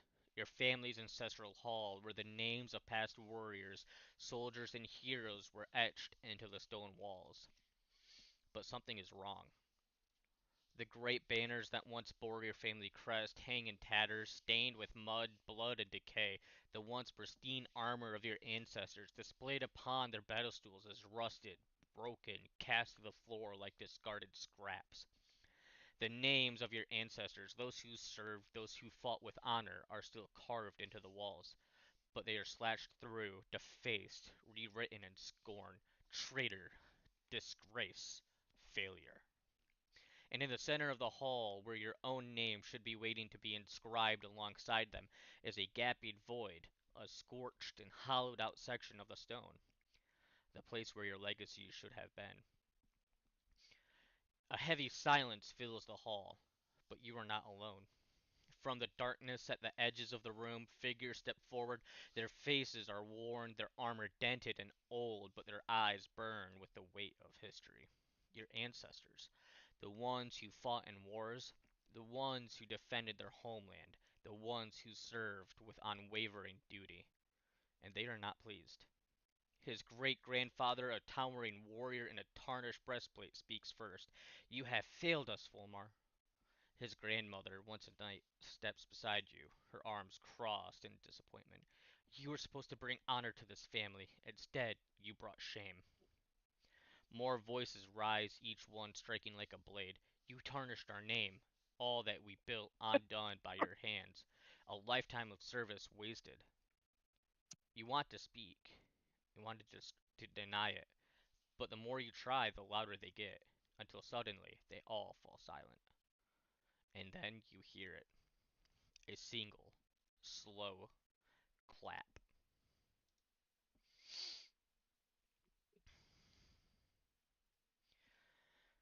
Yeet. I'm gonna turn towards the sound of the clap. Alright, we'll get back to that in just a second. Alright. Yeet. Your breath catches in your throat, your hands shake, but your body does not feel like its own. You try to let go of. Wait, what? I already went through that, sorry. So, Yeet, as you have the realization that this is who you have become, what are you doing? I'm gonna reach down and grab one of my hand axes with my free hand and attempt to cut my other arm off.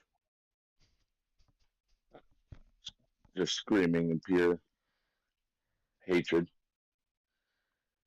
for I do myself. have to say, Yeet should know that's a dream because Raphael would never say he trusted Yeet.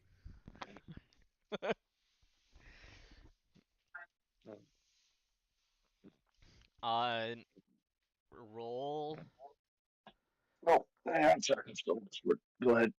roll a attack roll against your own Um, AC with disadvantage. with what? What do I need to equip? Because it's You said a hand uh, axe, right? Do you have a hand axe? If you don't have a hand axe, you can't try to chop off your own fucking arm with a hand axe. well, I used to have one. I don't know if I still have one. I think I sold them. But at the time, it was Dust Whisper. I had one. Well, right. But if you don't have one now, you have your vicious war pick. This is true. You can use. I would let you use that. Looks like you have a fuck ton of scimitars for some reason. When you're in the cave. Aha. So you And could. that's all we had. I cast fuck ton of scimitars. Right. So you can use that. You can use. Looks like you have some battle axes. Oof, Vicious war pick. Those are your options. that's a no. Uh-oh. What'd you roll? 13. 20 and a 13.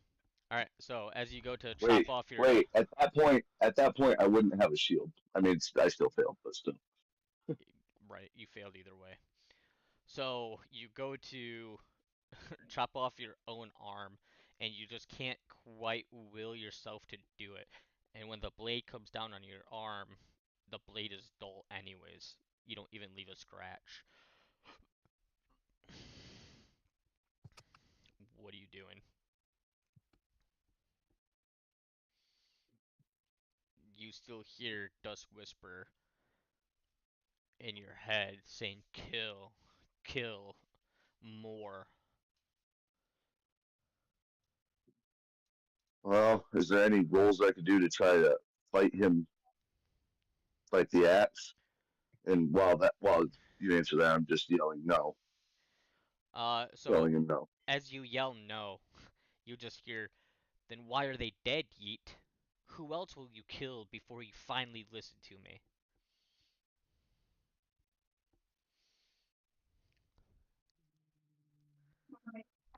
He just grits his teeth and just thinks nobody as he turns the axe and just lays it on the ground, hands still attached to it, and dives on it. Like, you're trying to hurt yourself? Yes, Alright. blade up, bow bottom, Roll an attack roll with advantage.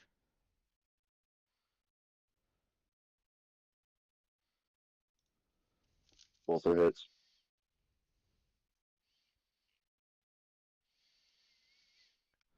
Roll damage. Second, oh, spike me.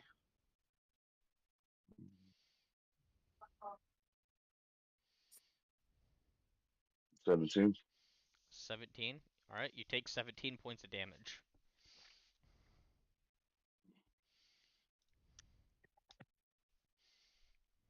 And now the axe's ability, or curse, I guess you could say, with vengeance. Because of how literal magic is, I would assume that I'm now locked in combat with myself. So you're just gonna keep hitting yourself over and over? Yep. If I can't get away from the axe, I'm gonna make sure I can't use the axe anymore.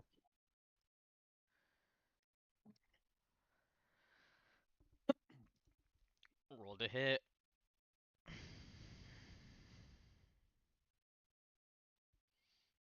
Is this with advantage or no? Yeah, because you're still throwing yourself down on the axe. What's my AC without? I gotta take this off real quick. Hmm. I guess I somehow mixed the axe.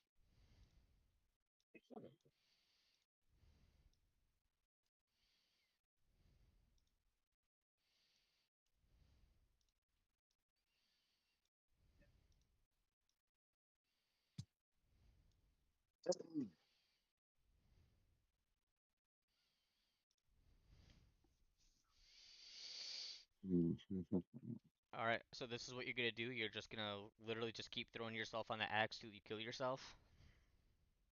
Unless there's some kind of skill I can use or save, I could attempt. I mean, that's completely up to you. I just don't know what you would want me to roll. Is pretty much the way I'm saying that. Well, there's not really anything to roll. You have to make decisions. I mean, I'm trying to fight him mentally, but if I can't win the mental fight, I know I'll win the physical eventually.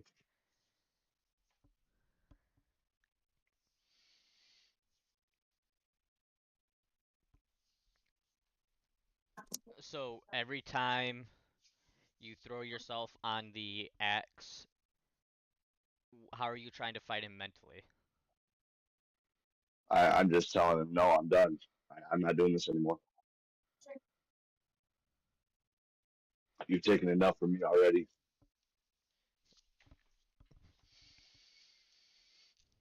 Alright. Oh, shit. You can't force me to do this anymore. Alright. I need you to roll your... Because, like, so, like, you throw yourself on the axe and then reject him, right? Yes. Okay. Oh shit. Fucking shit up here. Like as I'm getting up, setting myself up for the next one. Okay. I need you to roll damage 5 times. From the axe. Yep.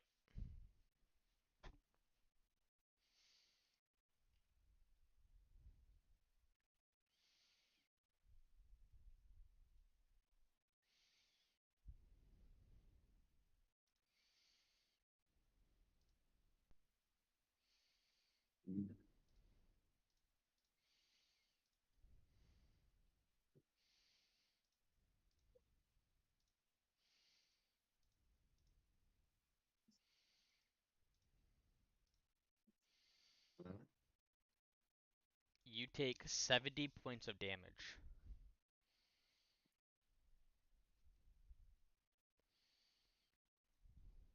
Okay. And as you throw yourself on the axe this last time, it becomes apparent to you that the more you rejected the whispers, the weaker they were becoming.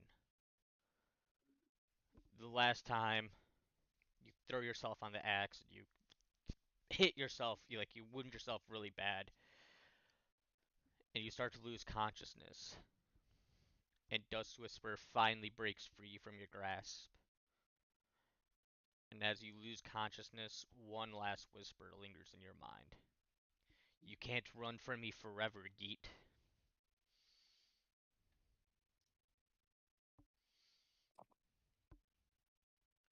Fulmar. You hear Yep. the single slow clap. You turn to face it. At the far end of the ruined hall, seated upon a cracked and rotting throne, you see yourself. Not as you are now, but as the version of yourself that failed. His armor is dented and ill-fitting like someone who abandoned his training. His sword is rusted, its edge dull. His eyes are hollow, filled only with emptiness and regret. He leans forward, smirking, resting his chin on his gauntleted fist. Well, well, well. Look who finally showed up. His voice is mocking, but worse than that, it is exhausted. You tried so hard, didn't you? You really thought you could carry the weight of this name? He gests around at the ruined hall. Look at what's left of it, Fulmar. Look at what you did. The floor beneath your feet crack, the walls begin to crumble. The shadows of your ancestors fade, their voices turning away from you, as if you were never worth speaking to at all. Your own reflection laughs bitterly, shaking his head. You were never strong enough, never good enough. You tried to live up to them, but guess what? He leans in, voice like a dagger in the dark. You're the one who ruined everything. What are you doing?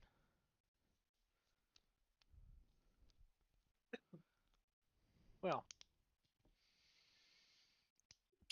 say this to that reflection that I always lived up to the honor I was taught. And I always lived up to the highest ideals of the service that I chose to undertake. And if that was a failure, then there was a failure in my family before me.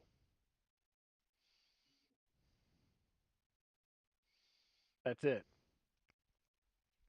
So, as you proclaim that you're still honorable, the hall stops collapsing. It starts to rebuild itself. Where your name was missing before starts to etch back in place. As you lose consciousness, the last thing you hear is your own voice. Not from the illusion, but from deep inside yourself. I am not done. Drazir. You open your eyes to find yourself standing in the middle of a city you know well, perhaps one that you have traveled through with your companions or even a place you once called home. But something is wrong. The streets are deserted, the air is still, heavy, unnaturally silent. Not even the wind stirs. Buildings stand intact, but they're lifeless, hollow. Every door is open yet empty. Every window dark, void of any movement. There are no people, no voices, no laughter, no footsteps but your own. You call out, but there's no answer. Not even an echo. You are alone. Panic sets in as you begin to search the empty streets, running through abandoned homes, familiar taverns, places where people should be. But there is no one. You find small signs that they were once here. A cloak draped over a chair, a mug of ale half full but long gone cold, footsteps leading nowhere. Your friends were here, but now they are not. A cloak draped over a chair, a mug of ale half full but long gone cold, footsteps leading nowhere. Your friends were here, but now they are not. And then you see something worse. Mushu, we're coming back to you. You were walking away, trying to regain yourself. What are you doing? I'm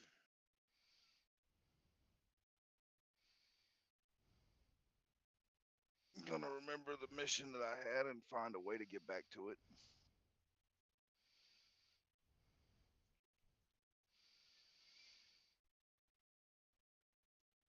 Are you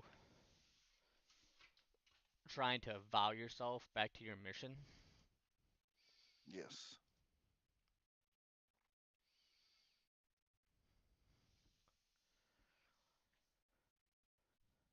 Um,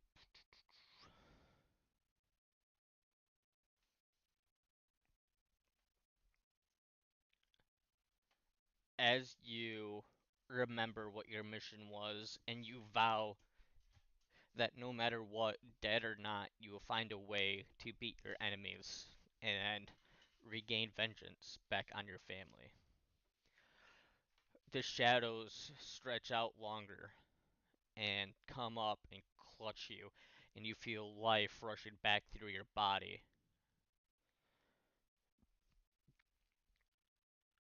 As you lose consciousness, the last thing you hear is a whisper in your own voice, distorted but unmistakable. You're running out of time.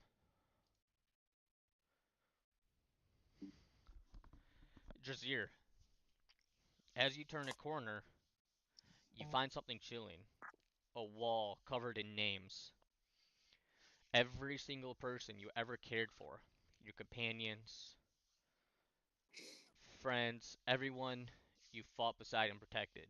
Written in jagged, uneven letters. Some names are crossed out, others faded as if they were never meant to be remembered.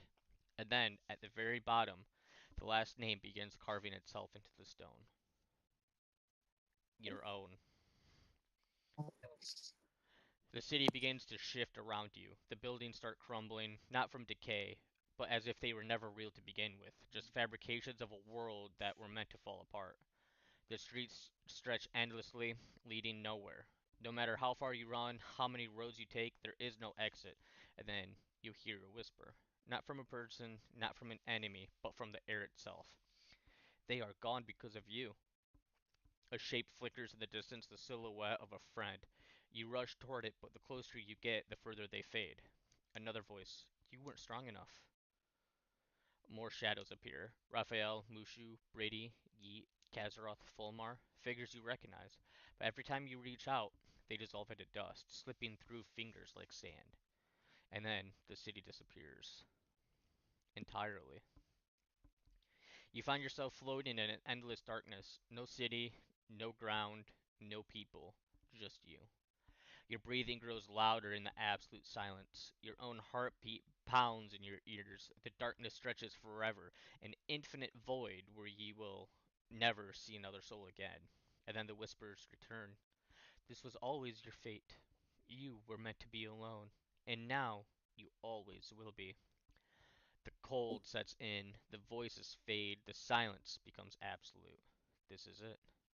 This is where you stay. Forever. What are you doing? So Drazir just starts to meditate, just to focus and remember everyone's name and what they looked like. Okay. As you meditate, you do this for what seems like hours, maybe days. Every single name that's ever been important to you, every face, are all there. What do you do? With that, he gets up and starts. He's in complete darkness right now. Right. So he puts under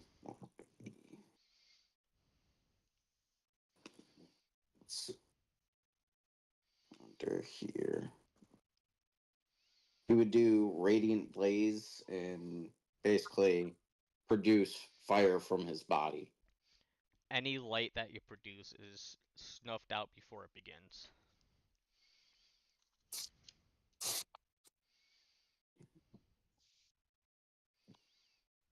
So can he just like feel and walk anywhere or make or see any kind of light anywhere? No, there is no light anywhere. It is a endless void.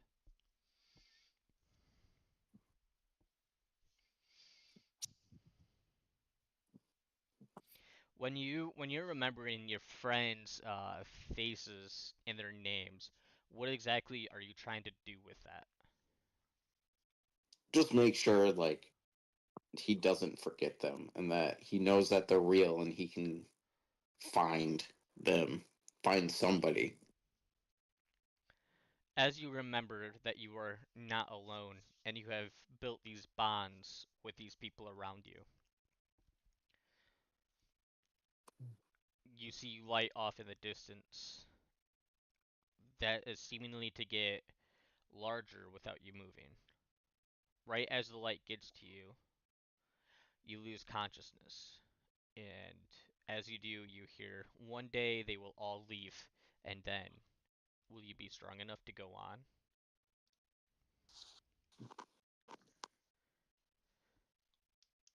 With that, everybody in the party wakes up at the same time.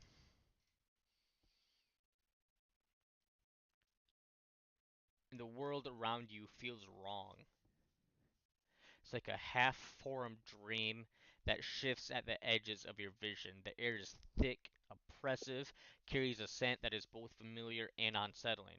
The mingling of places they have been and things they fear. A place that shouldn't exist. The sky is a vast, swirling abyss, neither night nor day, but an ever-turning mass of dark purple and black clouds streaked with veins of sickly green lightning that pulse on naturally. The land beneath you feels both solid and intangible, as if reality itself struggles to maintain its shape. That's where we're going to end tonight.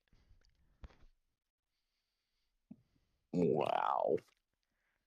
Damn.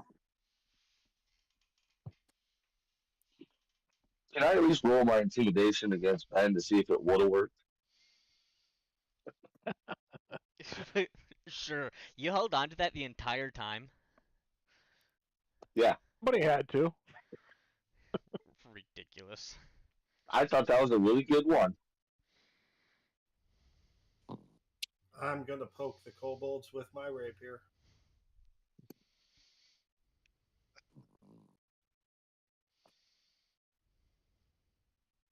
Ah, it's only 17. That would be a charisma save. I want to roll a save against it. 15 would have worked. Didn't even let me try before we get fucking drugged again. Who said Quit anything about? crying. Who said you got I drugged? know. Made up tomato. I know this is rich coming from me, but your powers are bullshit. Not my fault. Y'all believed the no right at the very start. Look, Raphael is going to have to work out the fact that someone made him engage in self-reflection. That's not okay. The only type of reflection he likes is in the mirror.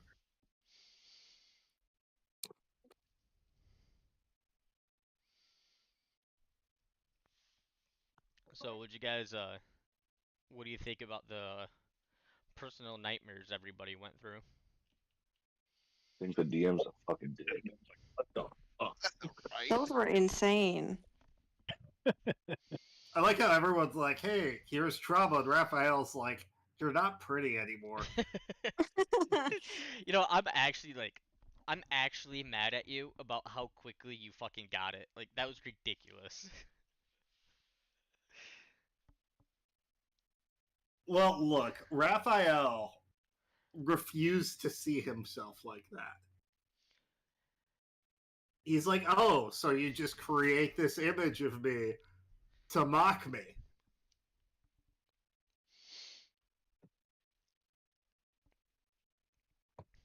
Yeah, so if you would have tried to command, inspire, or persuade, your words would have been garbled nonsense. And same thing if you tried to play music. Your lute would have betrayed you, the notes twisted into a mocking, screeching dirge. Look, he was immediately like, look, the only way I can win this crowd back is self-deprecating humor. So, out of curiosity, what was the right answer for mine? So you had to reject Dust Whisper's control, which you did, but you kind of went, I'm gonna just go into a forever box way about it. I want you to know, I rolled a d12. You were close to fucking murking yourself. What do you So, mean? like, how many times you threw yourself on the blade before Dusk Whisper finally, like, let its grasp done on you? I rolled a d12 to see how many times you took damage. I was wondering why you said 5. Yeah. What So you could have done that. You could have accepted that he has power, but it does not own you. Or you could have simply chosen your own path, like a vow to protect rather than destroy. Then they tried that, didn't work. So, yeah. You and Mushu were the two closest to having to re-roll. But if rejecting him worked, I said I was rejecting him from the start. Why didn't that work?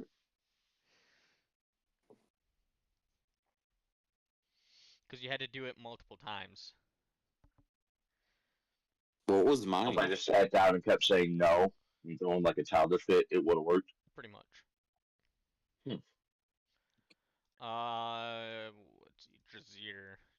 I'm gonna go apologize to Bo and tell him he had a good idea. So Drazier, it was remember that you're not alone. Refuse to let fear dictate your fate, or to call out to your friends.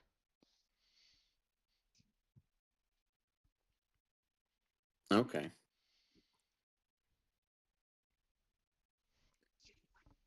I was prepared for mine to go a little bit longer. I cleared it faster than I thought you were going to let me. Yeah, that's kind of how I felt too. Well, right, because so I get like my mind was like accepting guilt, but I feel like really he just needed to wake up and like my entire thought was actually that he needed to like realize like he's not really dealing with their own like it's his own guilt that right. he's dealing with. And I expected like you to get to a point where like his wife or kid would tell him that he should die Like, like kill himself now. That was actually in there. Seppuku. But we didn't get there, and like I was expecting him to do that, and that's when he would wake up and realize like this isn't really my wife. Like she would, as much as I feel shitty about everything, I know that she wouldn't have told me that.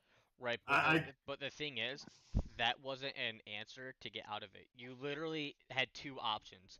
You give into it and you re-roll a character, or you accept the truth and you break free.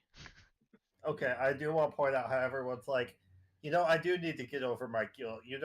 I am not alone anymore. And Raphael's like, I am hot and popular, and no one can take that away from me. He wakes up. I'm sexy, and I know it. He just immediately like casts a minor illusion of himself and like is a mirror and just checks. He's like, okay, I'm good. I was worried there for a second.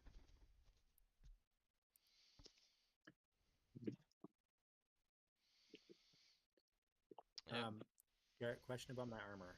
Yeah. Is now he's ready to wear it. Okay. It says it's minus my like whatever my wild shape is -5 for my druid level. And my druid level is 4, and at level 4 druid I can wear 1/2 challenge. I can already wild shape and 1.5 challenge rating. So, 1 second.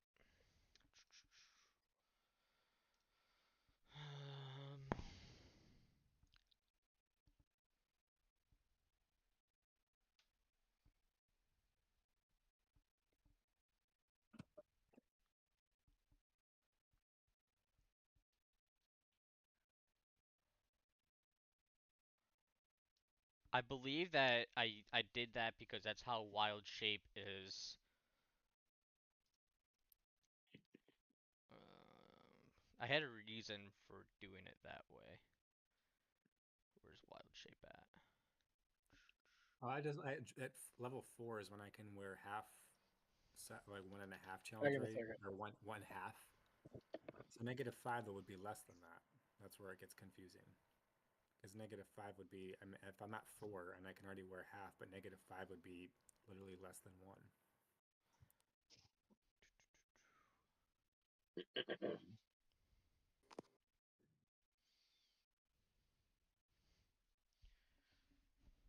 Hey, since I won the intimidation check on that, does that mean when we wake up, he just kind of scurries off? No. It was a hypothetical check. Don't want it, bitch. You can't hit me, and you're scared of me. Raphael's heartbroken. Ben was the only person in the party he could trust. Sorry, fucking the name of the other two kobolds is twice as funny. Oh. Oh yeah, what you got? Anybody he gets along with is clearly a plug. Is the other two kobolds' names me and Dover? No, we got Yi and Duped. Ye been duped. Oh. Oh, okay. So the reason that I did it that way, that's why it says starting at level 6. So like at level 6 you could go to CR1, right? But then at level 7 you would be able to wild shape into anything that's at a CR2. While traditionally wild shape is only 1 no matter what. So we get a level up for fighting our own demons, right? Got it. Okay, that makes sense. I get it now. I mean, that would make sense, Zach. It's been a while since we've had a level up. I'll think about it. Shit, I think I still figure have a we'll get level it up that I hadn't done yet.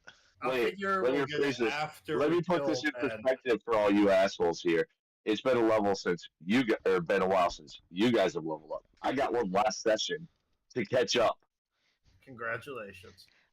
Just as a reminder, Yeah, I think I need to be a level up because it was put out in the group chat. Supposed to be a level 10. yeah. I don't know why you're not at level 10, but you should be. Everybody else is. I think he missed a session or two. I did miss that session, and I seen it come across the group chat. I forgot all about it. All right, so March 18th, we will not be having a session. Is that supposed to be our next one? Yeah, that's supposed to be our next one. I will not be in town. I'll be out on vacation. What? So we can You'll be either down in Louisiana eating crawfish with me. Hell yeah. So I'm down for the first. We can either do the 25th and then the first, or we could just completely skip a week and come back on the first.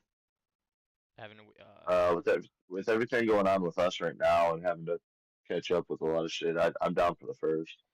Yeah. Everybody else Yeah, right the with that? first works for me. All right. Whatever works. So we will be back at it on